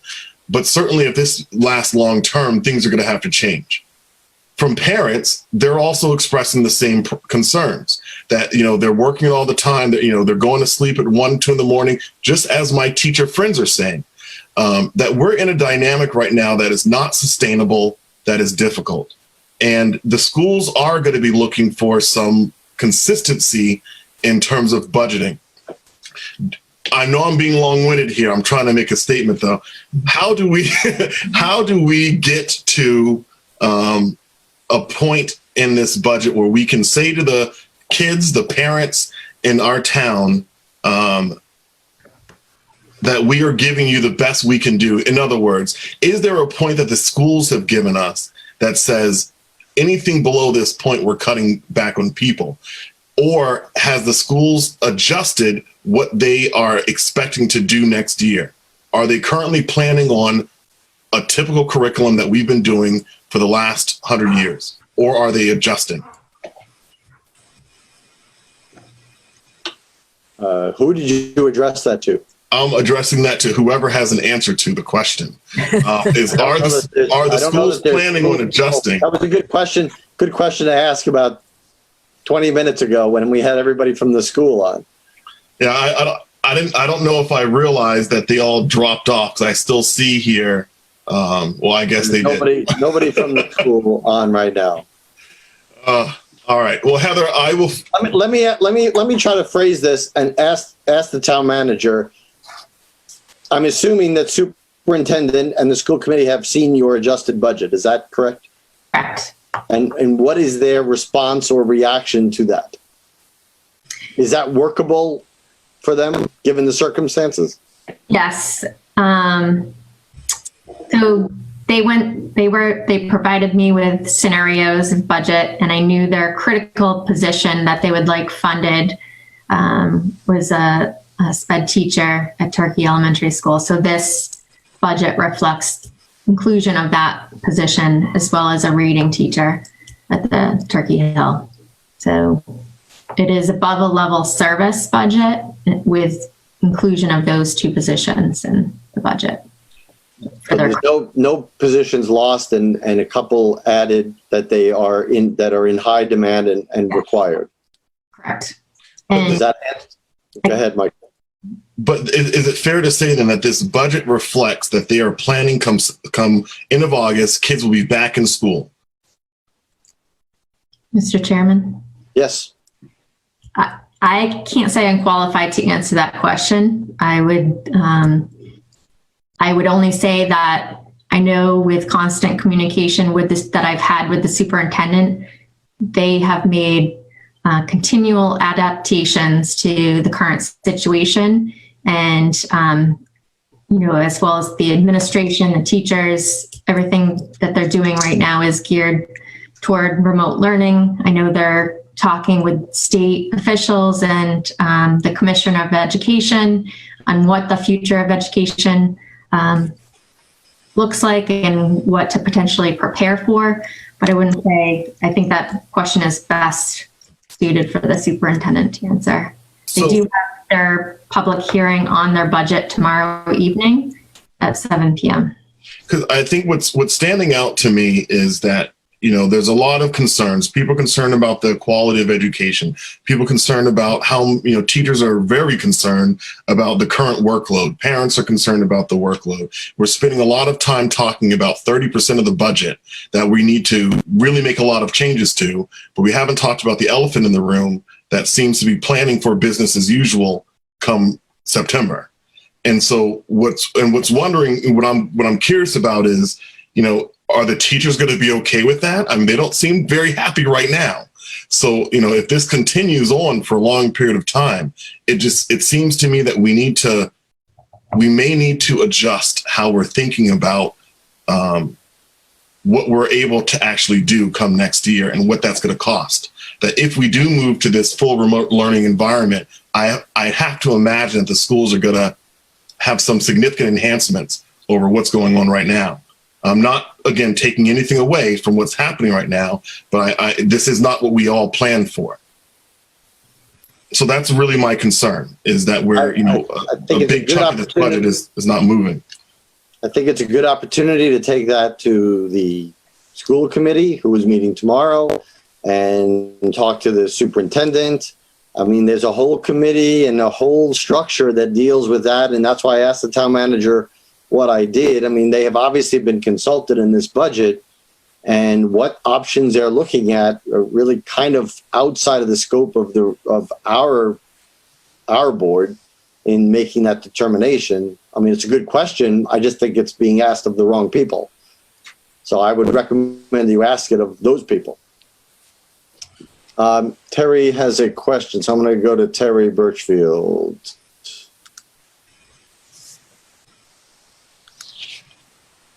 I'm sorry. Actually, it's probably more a comment than a question. I was going to say that in the Finance Committee dealings with the school committee presentations, they're punting a lot. And we expect that tomorrow night, after they meet and they vote on what they're supporting, we'll be seeing them Thursday night in the Finance Committee at 7:30 with their final current view. But basically, because the school committee does operate separately, once they have their budget, if they have to punt and change in the fall, they'll punt and change in the fall. I have no doubt.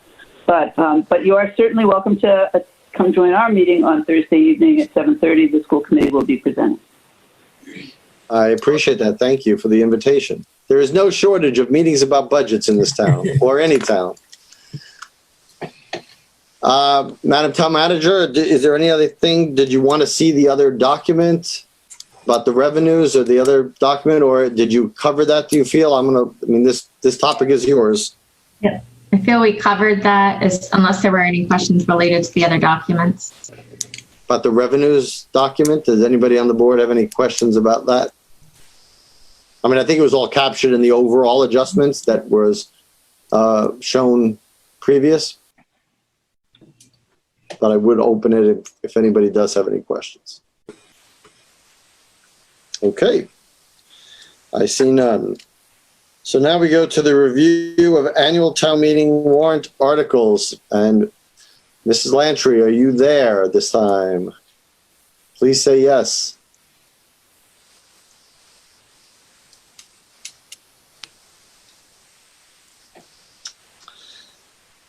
Okay, how do you want to address this, Madam Town Manager, the articles in the warrant?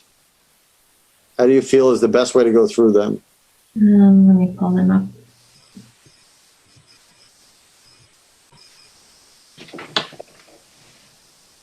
I mean, we have a tracked copy in our drives that we could go through, and one by one, if everybody on the board opens up that document, what the current town meeting warrant articles are, and there may be some that we could look at and make recommendations for in advance. When do the recommendations, if nothing changes in the current scheduling of the annual town meeting, when do we need to have our recommendations in to make the printing?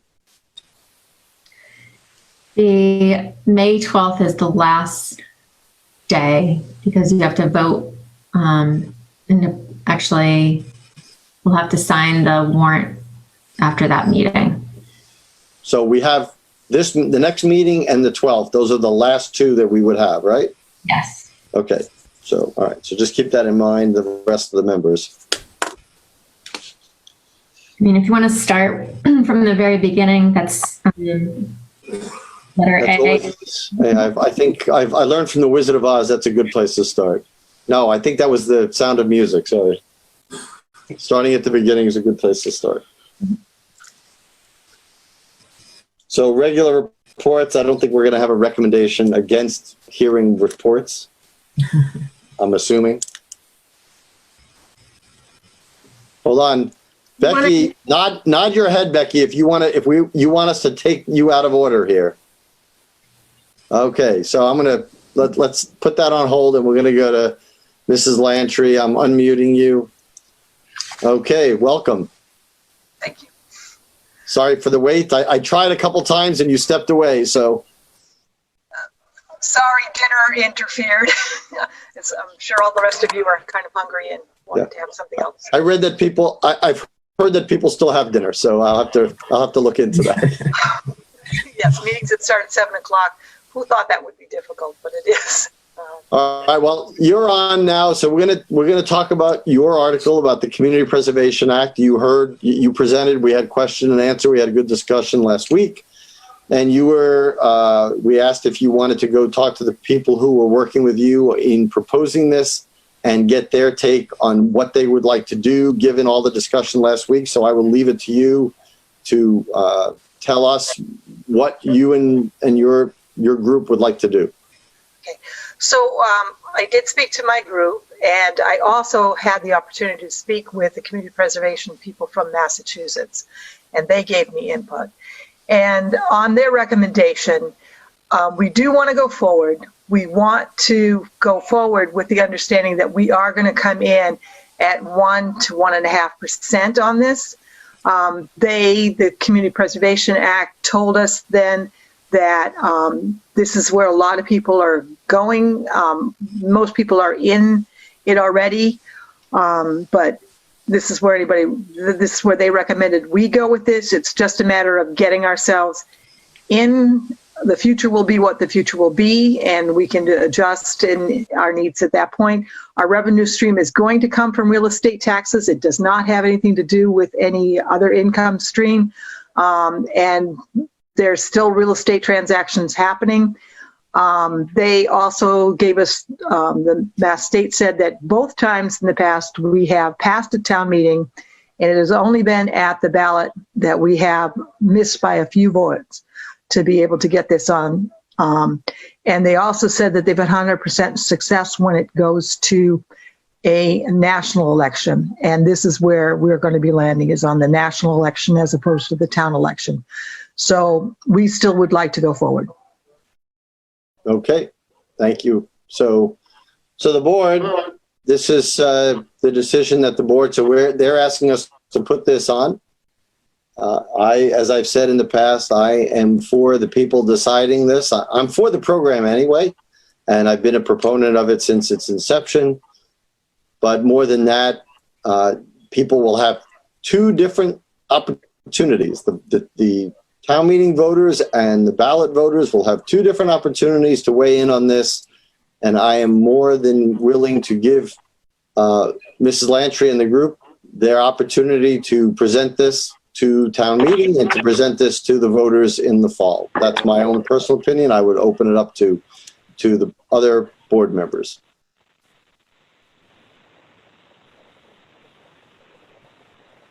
Mrs. Luck.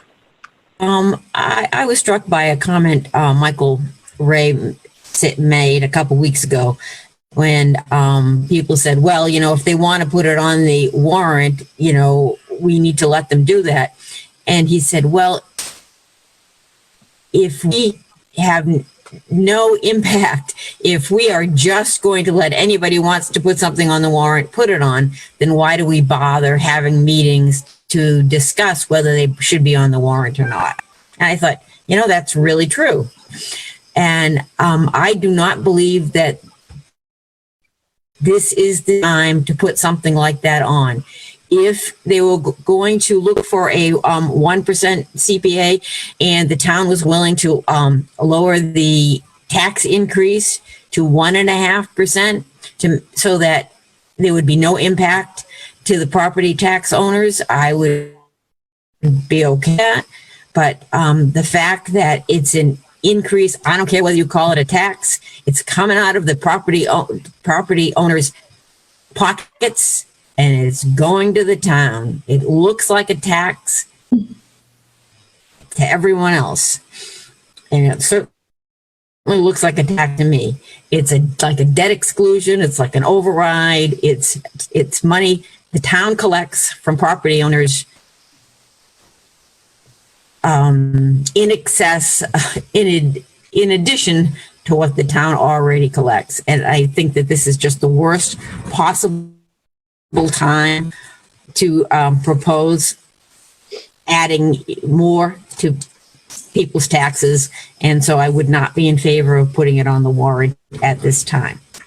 I do think it's a great program. I think, you know, if the town was to forgo some another tax increase, I'd be okay with even doing it now if the town was willing to do that. But they've said, both the town manager and you have said that you would not think that that's a good idea. So I don't think this is a good idea. Mr. Jeffries, do you have any comment? Yeah, I mean, are you looking for a vote today, or are we going to delay this until we have more board members? We can delay it if you'd like. I mean, we have to make a decision soon, so. Yeah, I mean, I agree with Selectman Luck in part, and I disagree with her in part. But overall, though, I think I agree with your sentiment, though. I understand that this is not a tax, and I do appreciate Ms. Lantry reducing the amount to 1%, because I think that's an attempt to make it more palatable for people and to try to take advantage of a program now. And maybe I think it's a recognition that 3% might be asking for a little too much. But even still, until I have a good understanding of what the economic impact is of this whole pandemic to the residents of Lunenburg, I'm not in support of them spending one more dollar on tax money. So I certainly agree with the principles behind the CPA. I think it's an excellent program, but I have a hard time in this role saying to someone where I don't really know. I mean, if these numbers are true and we're 15-20% of our town will be unemployed and struggling to make ends meet, I don't think it's appropriate to say to them on the money that they're either using on their credit card, the money that they're getting taken from their 401k accounts, the money that they're depending on unemployment insurance to give them, is to say, and on top of that, we need another $307, or we need another $125. I think based on the numbers we were given last week, average homeowner would be $126. But if your house is valued closer to $600,000, you're looking at an extra $300 a year. I'm not at that point. But I before we say no to Ms. Landry, because if I make a motion today and it sounds from what Selectman Luck just said that we would deny her, I would much prefer, before we do that, to have a more full board. That's fine. Mrs. Lantry, you wanted to respond. One, I keep hearing this tax, and it's not a tax. It is a savings. Okay, it's a savings plan that we put aside. And if we hadn't saved last year and put aside $1 million, think about the hole you'd be in right now. Okay, so what I'm saying is that we've got to start being smart. We've got to start putting money aside when we know we got to have to put a new roof on our house, or we have to go ahead and buy a piece of conservation land, or we have to go ahead and paint the town hall, or we have to go ahead and fix or demolish a primary school so that we can have open space, or we can have it redeveloped into something else. We need to start saving money. And when we do that, we get rewarded by doing that. And this is what this plan is all about. It's not about a tax. And once again, we have full control where we spend the money or we don't spend the money. And there's the same thing that you have. You have a reserve fund and you're able to now spend that money because we are in crisis times. And all the time in the past, we've had the ability to spend money, and we've done it 100% on R9, and we haven't done it with anything that came out of the state or any sort of matching funds and been smart like other communities. and we've paid the full price for it. So that's why I'm doing this mechanism. It's not because I think that, we need this burden at this particular time. We've done a lot of effort to put it in place. It is not going to be anywhere near $145. You got to think that those prices that you heard from me before were at full price. That's half of the money. It's even less than half of the money.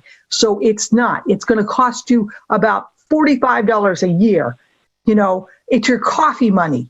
Okay. And one of the things that's come back is that we are not considered, we're considered in a ranking about 4 because we are a very rich community compared to other communities in the state of Massachusetts. So I don't think that we're going to be at hardship level as much as what you're thinking. There are people like myself. We are not unemployed. We're overemployed because of what's going on right now. Because we're in demand. As a registered nurse, I'm in demand. I can get more employment that I want to have. And the same is true for other people that they're able to work from home and everything else. It's an uncertain time, yes, it is, but it's also the times that we're in. We can never, we've never been able to find the perfect time to get this thing in, but somehow other people manage to slip it in, and they have benefited greatly. I'm asking you to do it at a reduced time in lieu of what's going on, but we just got to start getting smart, and thank God we were smart in the past.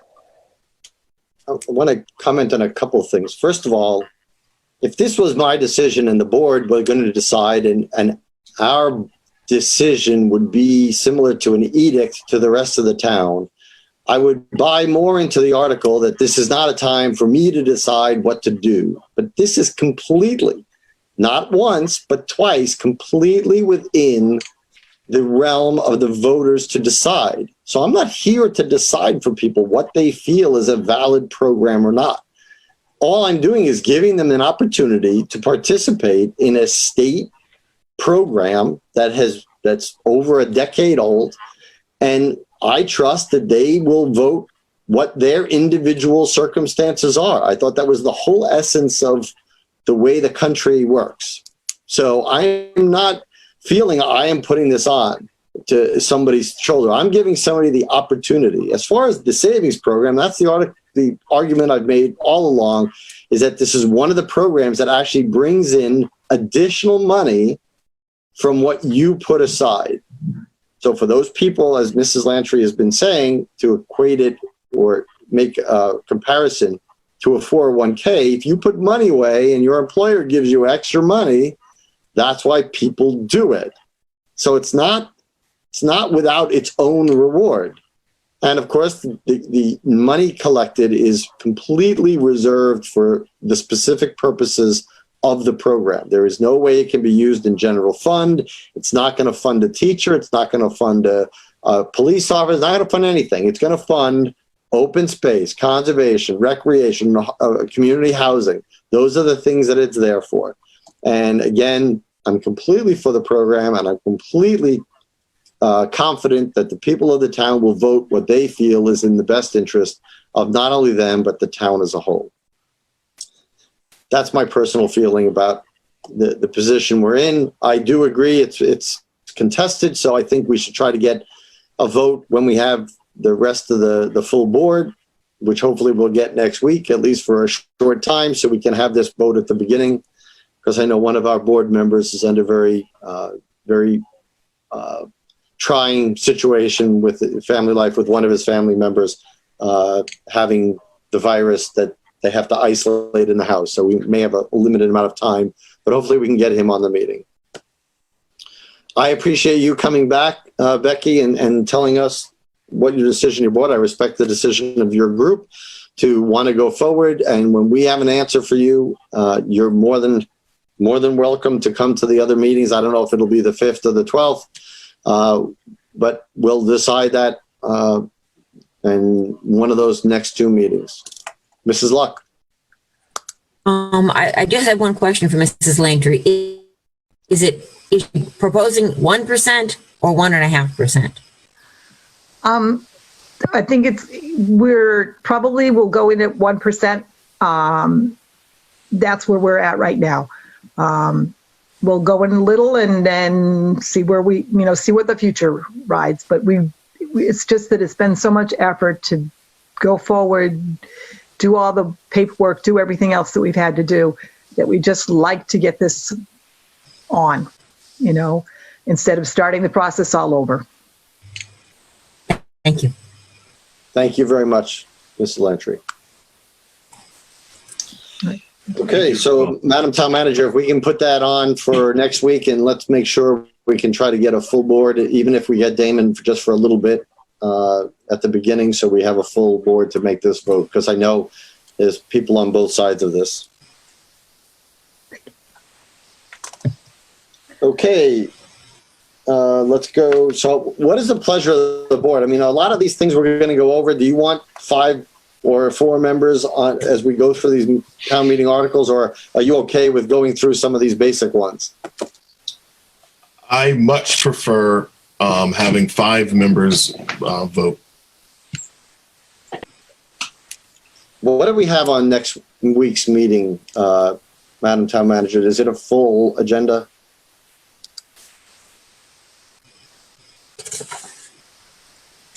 We have what should be 2 relatively short public hearings at the beginning of the meeting, and the rest can be primarily dedicated to annual town meeting. And the budget, right? Budget, which Okay. includes the budget. Yeah. Well, the budget's going to be, you presented it, unless we'll allow you to do an update, which, by the way, there's no update on this. I'm assuming you have no town manager report this week. Is that correct? It wasn't included on this week's agenda. Okay. So yeah, I mean, we should keep that budget focused on the warrant articles, and we can go through that if that's what the board wants, to defer till next week. But we have to do it next week, regardless of how many people come up, as long as we have a quorum, because with this, we have to take positions on these. I am never a big fan of printed warrants that have no recommendations, and all the recommendations are at town meeting. I think it doesn't provide any guidance for the people getting ready for the meeting. So, Mr. Chair? Yes, Madam Town Manager. Could I just ask that if you have any questions now, I could take them down and get that information if I don't know the answers? About any of the warrant articles? Any of the warrant articles, yes. And just to expand on what the chairman of the Finance Committee, Terry Birchfield, said. So this Thursday, the Finance Committee will be meeting with the Sewer Commission, the school, and I'll be doing the remainder of the administration on unclassified budgets. And the chairman of the Green Communities Committee may come back at this Thursday's meeting to discuss streetlights. Okay. Mr. Jeffrey. I would suggest, or I would like to actually go through all of them today, and that way we can identify any. I think town manager just kind of commented on what I was going to suggest, which is to identify if we have any questions, issues. That way, next week, if we're gonna, when we do this, we can be good to go. Mm-hmm. So, are you comfortable going through them all? Just to kind of a quick review. Yeah, I have no issues one way or another. Mrs. Luck. I was going to suggest, some of the things are just very standard, and that we could probably vote on the really simple ones so that we have more time next week for substantive things. But if you want to wait for the full board to do any voting, that's fine. I'm just trying to do things efficiently. Yeah, well, let's just go through them, and I mean, if they're easy, they'll be easy next week too. If they're just slam dunks anyway, so let's just go through them. And if anybody, I'm just gonna, if everybody has it in front of them, I'm gonna mention the letter, and if somebody doesn't speak, I'm not gonna be looking at the Zoom screen. I'm gonna be looking at the document. If I don't hear anything that somebody wants to discuss something, we're gonna go on to the next one. So, letter A. Letter B. Letter C. I have a question on B. On which one? B. B, all right. So what is it? All right. So just so I'm clear, Heather, were there adjustments to this one that were made? No, these are the same spending limits as this current year. Okay.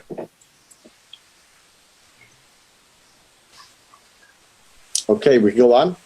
Yes. Okay, C. We can't. D.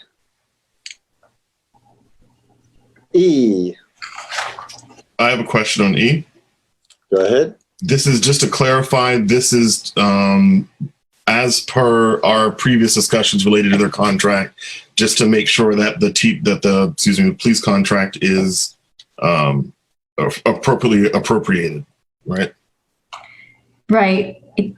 So this article was on the special town meeting last fall, was passed over based on advice from council that because there was a zero appropriation, it didn't need to be voted.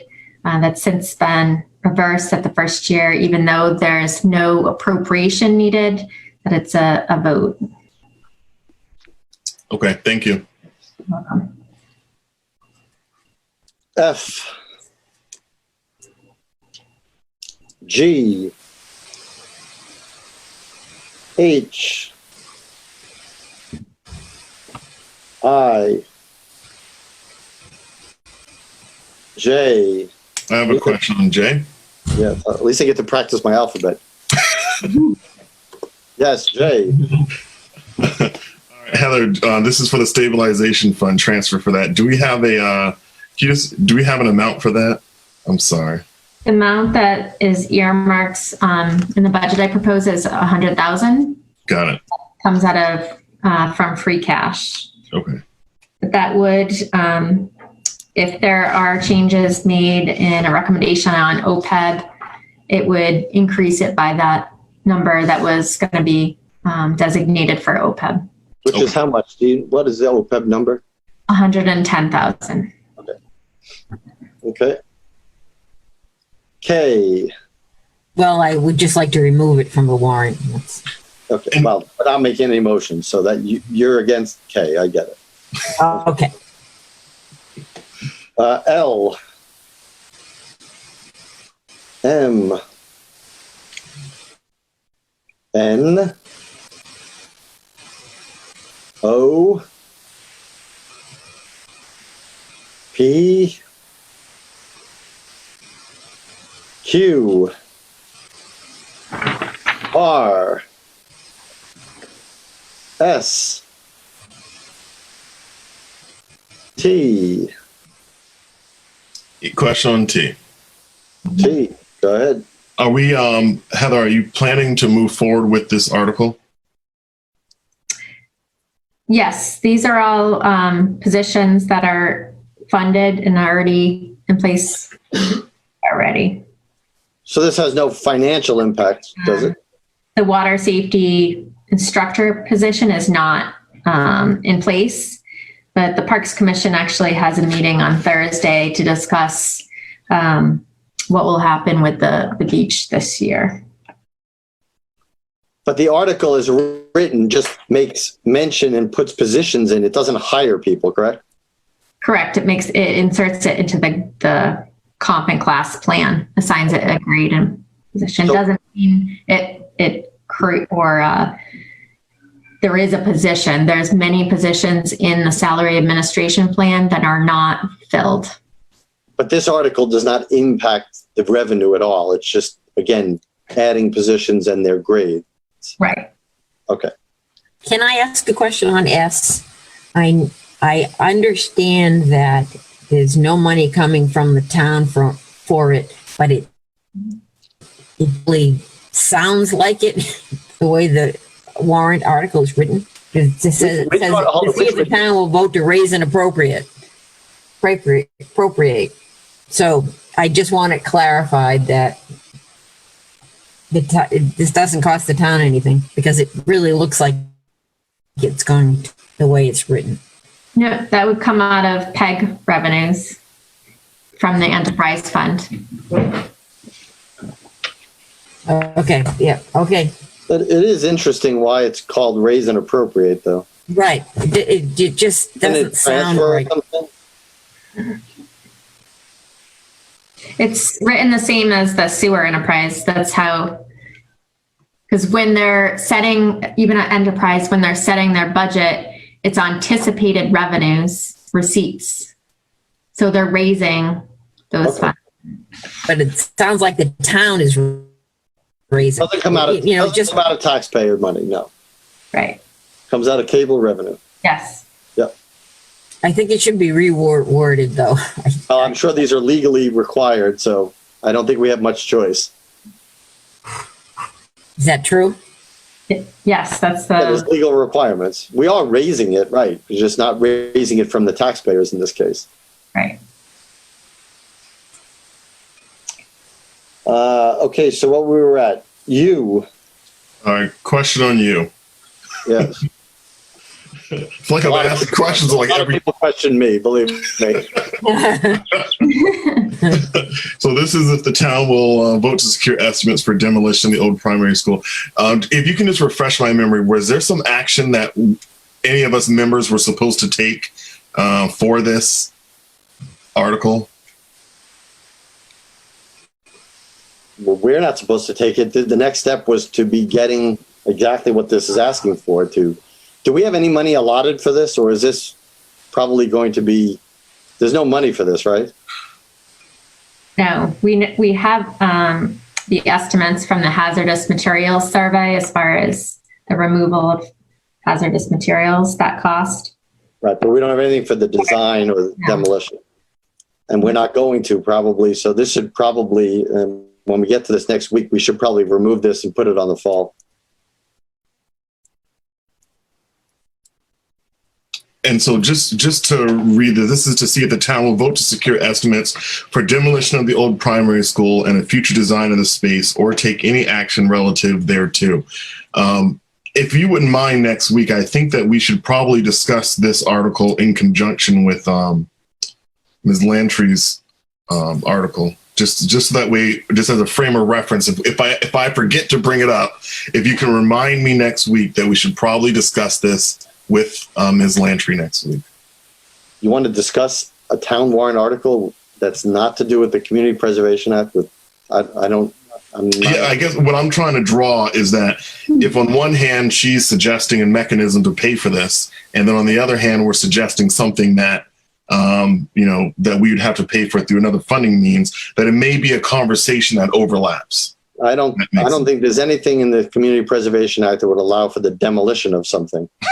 In fact, if anything, this demolition goes exactly against what they want, which is rehabilitating historic buildings. So I can shorten the conversation for you by just saying that. Thank you, Tom. Yeah, no problem.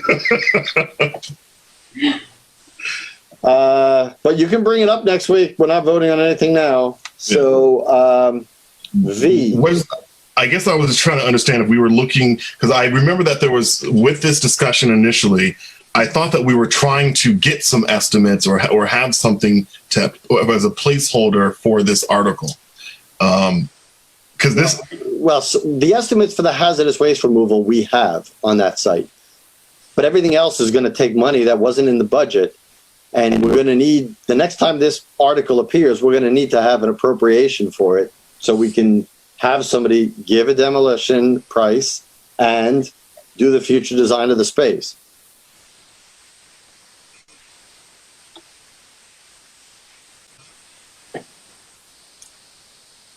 Was anybody else have any other recollection of that? That's what our understanding was to do. No, I agree. All right, so I'm going to probably make a motion next week to remove that. If it's waited this long, believe me, another 6 months ain't going to make a difference. So, V.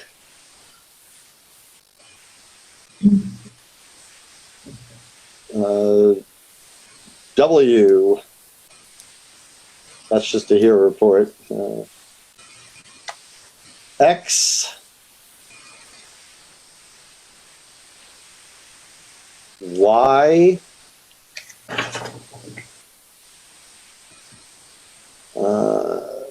Z. We just talked about that earlier. Double A.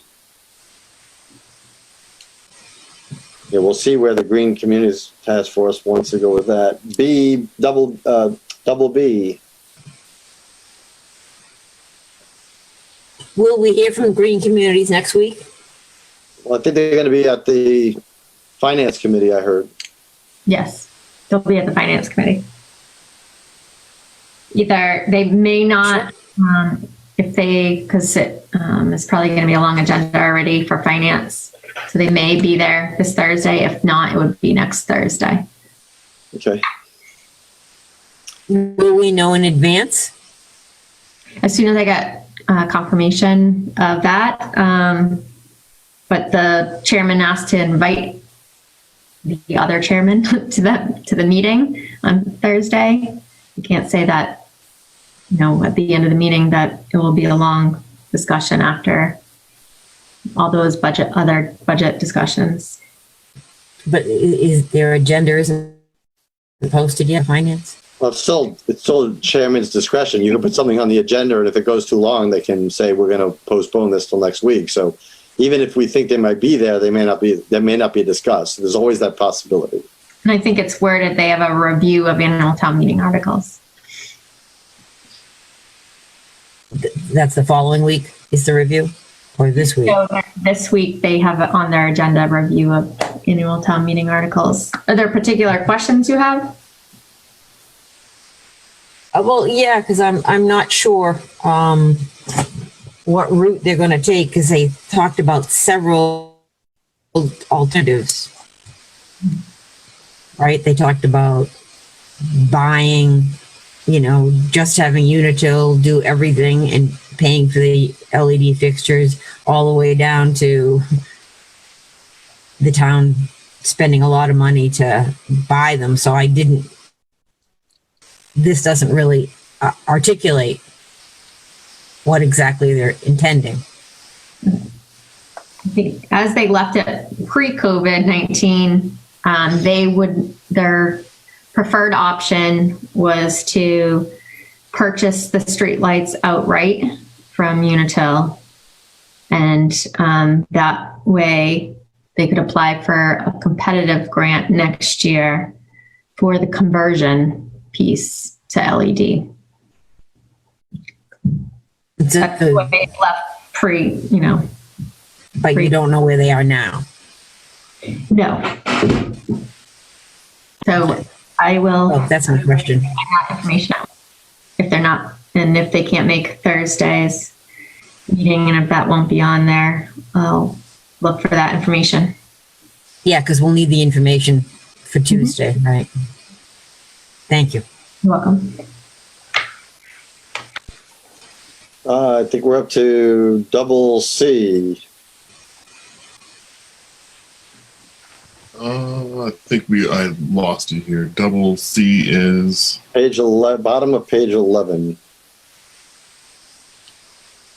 The earth removal. Is the plan to include in this a document that explains the changes, or are they just gonna put this in there again? I'm assuming that Mr. Burney is going to do the presentation, or somebody from the planning board. I'm saying in the Warren article. In the warrant article, you just have the warrant. What you're I'm sorry. In the booklet that gets mailed to people's homes, are we planning on having this whole article written out? Is that the goal? That's the way it was submitted. Okay, so yes. All right, thanks. Yeah, I think to change it and refer a person somewhere else just makes it more difficult and more challenging to get to know what's on there. So I would include it. DD was already removed. DE, FF, GG, and we have II. This is the first time I'm seeing this. When did this one sneak in? That was on the last day that the warrant submission for articles. That was a citizen's petition. Oh, what's an all off-premises license? It's like a Elena's or the what Lottie's look for. So you just sell it. All alcohol off premises is you buy alcohol. There's no serving it in the location. You buy, it's a liquor store, basically. Okay. A package store up here, sorry. I'm still Long Island. I still call it a liquor store. Yeah. But just so I'm clear on this one, it's basically they're asking for a liquor license to be a liquor store. Yes, that's indirectly. They're asking that we petition the general court for it. Right. Okay. Is that an article that has to go on? Because there are certain citizen petitions that you can't put on by citizen petition. Can somebody petition the town to petition the general court?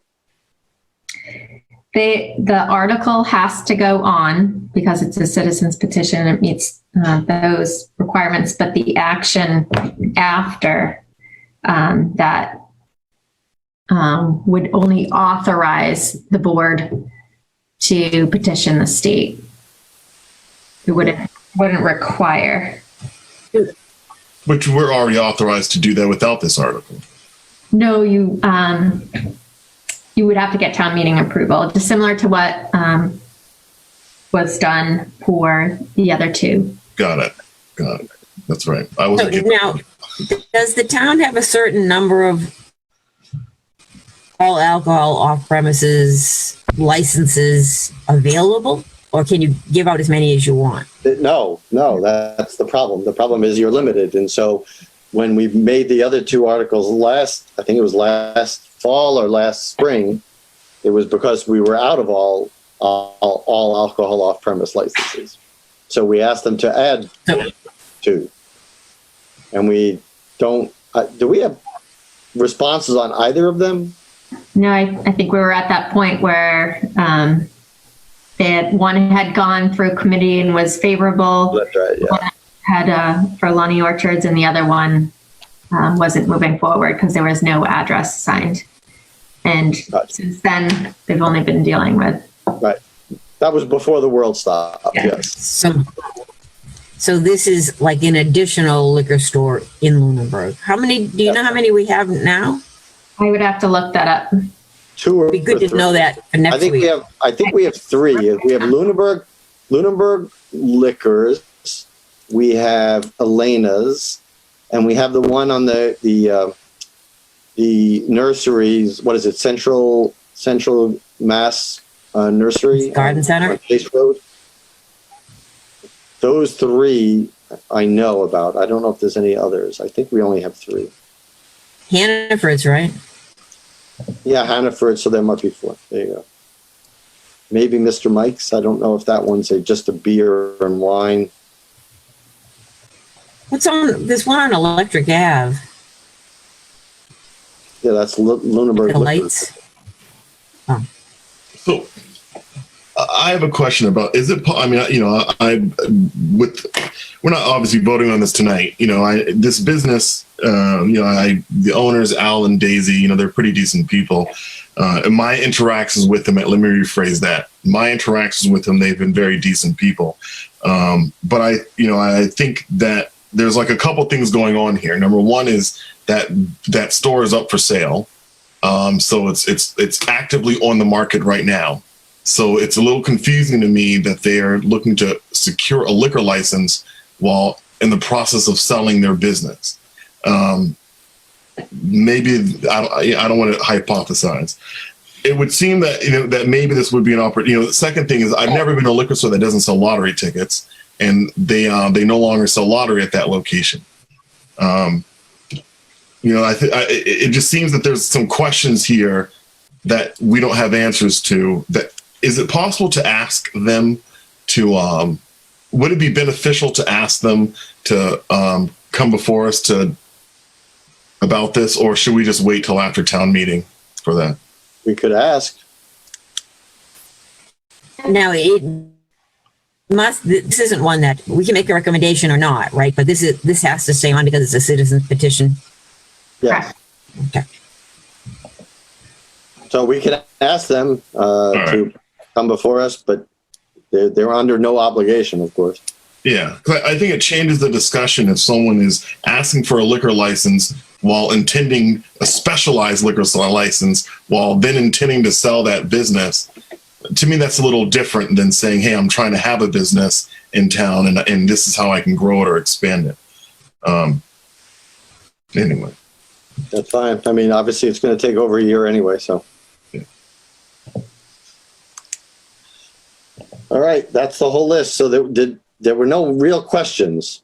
So there you go. So next week, we're going to go through this. It is my intent to not adjourn the meeting, and we will plow through this and make recommendations on everything that we can. Obviously, things that don't have numbers associated with them, then we can't. And Madam Town Manager, anything that has numbers we can put in, if you can include that in this running draft, so we could have it in front of us in a refreshed document, that would be helpful. May I ask as well, Town Manager, or Mr. Chair, how if we can get the record? So the owners of Jack's also own former Center Pizza, also own Bad Larry's. And before we talk about another liquor license, could we just get a quick review of any violations in the last 3 years from the other locations where they sell alcohol at? Okay.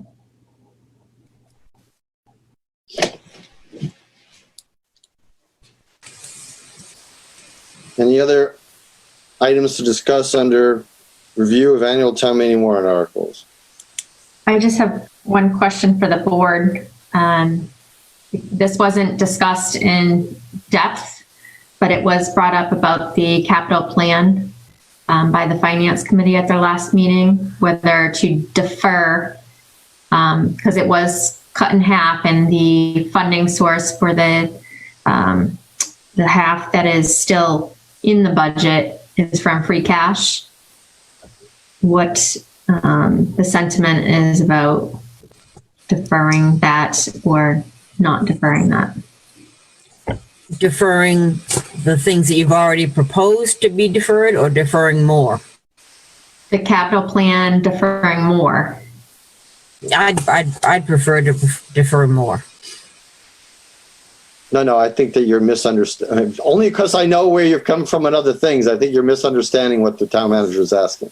That means put more in the budget, but we defer doing anything about it. And please, Madam Town Manager, I don't want to put words in your mouth. So let me, before I do that, before I accidentally put words in your mouth, why don't you explain fully what you're asking? Yes. So right now, my recommendation, so the capital plan was reduced to $664,800. Right. From double that, 1.3 million. The Finance Committee is suggested possibly deferring that 664,000 in addition to the other half that was already deferred to special town meeting, to defer the whole plan until the fall town meeting. Okay, so I'm the one who misunderstood that. Yeah, I got it. And I agree with the Finance Committee's suggestion. I see, I mean, to me, it's 6 of one, half a dozen of another. I mean, if we put it in there and we don't expend the money, and people know that situation we're in, if we can't, if we can't spend the money and we feel like there's going to be a shortfall, then we pass an article that says we reduce that article by that much. So you just have people recognize it and reduce it, just don't spend it before then. So whatever that money is, we use it sparingly on projects and leave some of it or most of it until November, but it's in the budget if we have it, if we have the money. That would be my feeling. Can you just, I'm looking in our documents for where the revised capital plan is. Is it last week? The adjustments that the town manager went over today show the reduction. Yeah, but I'm saying the items that remain on the list. Hold on. It was in an email that I sent out in advance. It was probably sent out last week or the week before. It's all blending together. I'll search Heather Capital and let's see if that that pops up. There's 11 items on it. Correct. I don't see a date though, so I don't know which. It would be great if these revisions had dates, then you wouldn't get mixed up.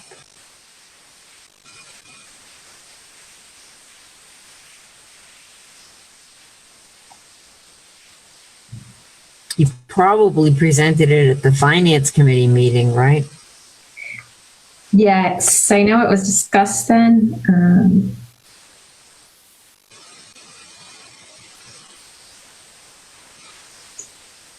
I think I see it on the 16th. Yeah, 16th. That's when I found it. Look at that, Heather, at the same time. All right. And so, want me to go through the projects or? Sure. So the first project on the list was the ADA ramp at the town hall. Second was the Flat Hill culvert design for a failed culvert. Third was the last phase of the asbestos abatement at Turkey Hill. Fourth was a police vehicle. Fifth was the other half of the self-contained breathing apparatus for the fire department.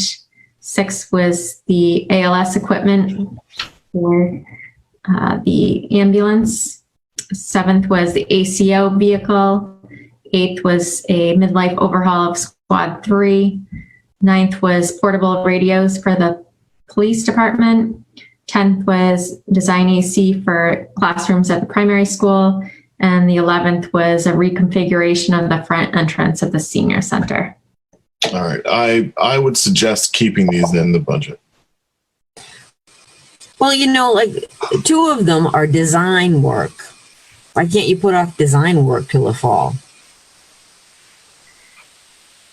It's designing. $112,000 to design a culvert. Just to answer that, Mr. Chair, Yeah, sure. it would just further delay the actual project itself without a funding for design, specifically for that one, because that's an emergency type situation where we should be addressing that culvert. Yeah. I think that that's a high priority need.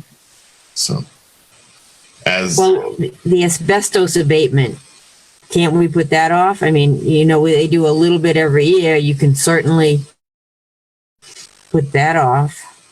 You must not see those mesothelioma commercials, Ms. Lott. If it was a danger, the kids wouldn't be in the building. Hopefully. Madam Town Manager. Yeah. I would just think, you know, looking for a greater sentiment as far as this proposal, not individual projects, because I think, you know, the capital planning committee went through their prioritization process to come up with this list. If there's amendments at town meeting on the actual plan, I think that's noteworthy, but as far as just a sentiment, as far as the overall, this 11 projects total. You know, I do believe town meeting lasts longer because we put everything off till town meeting. I think there are several items on this list that we could eliminate easily. Well, if that's not what you want to talk about, then I'd delay the whole thing. Well, again, first of all, just because you remove it here doesn't mean that town meeting can't put it back in. So you're not delaying anything from town meeting because people can talk about these in response at any point. So, you know, again, we have committees looking over it, and I think they've slashed it in half. And we can certainly, even if it passes at that amount, we can put it in the trust of the people expending the money to hold things back so that we see what goes on, but we'll have it in our pocket to do. I mean, I don't think that on July 1st, we're going to spend the whole capital plan on everything. We're going to be very cautious about it. Right. So, but if we were being very conservative, we just eliminate some of them now. So there's no discussion. and put them off till November. I mean, the senior center front entrance how long has the senior center front entrance been that way? The reason that project is on there is because it's a liability issue and they've had leaks in the building. And as far as the entranceway, with it being a liability for seniors, with there being ice conditions there. So that's why. But my question was, how long has it been like that? I mean, there's so many emergencies that it's just mind-boggling. It's too long, because I think we keep getting in this position where we wait, we are designing things to fail, and we have to beyond that mindset as a town where everything must fail and break and fall apart before we will spend a penny on it. That, I agree with you in many areas here, but broadly speaking, there's a huge problem to these lists. And I hear you, town meeting would be a lot shorter if people would engage the process before it got to town meeting. But there's, 10 meetings that happened before then for them to get their voices heard. These are products I would argue that are overdue. That, my initial criteria that I said for myself that I was looking for was that we got to maintain our buildings. I hear you, Phyllis, but I don't agree with you on this. Okay.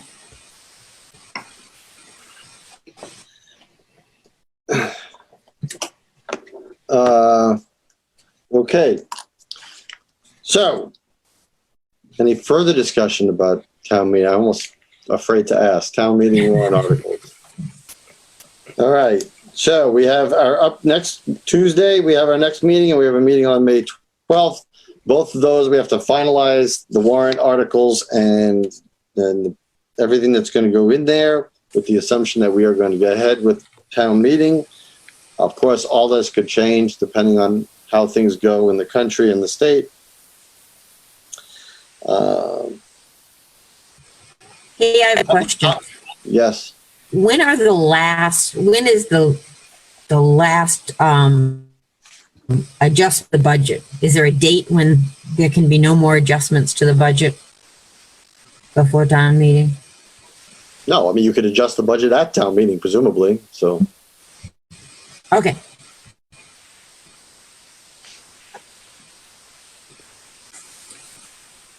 Okay. Any public comment from the public? Any hands raised? I see no hands raised. Any public comment from the board? Mr. Jeffries. Yes.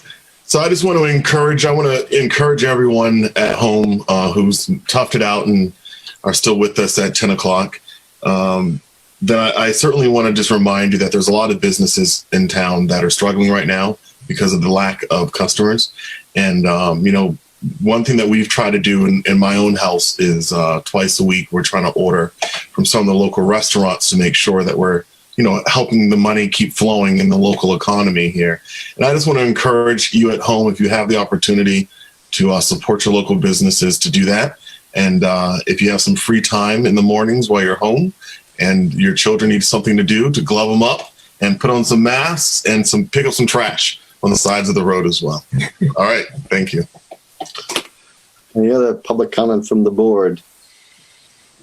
I'll make a quick comment that I really do appreciate all the work everybody in the town is doing, from town hall, even though it's a virtual town hall now, although some people are in it, and all the departments, the first responders, all the people who are donating their time and helping in their efforts, whether it's providing food to food banks, distributing food from food banks, checking in on neighbors.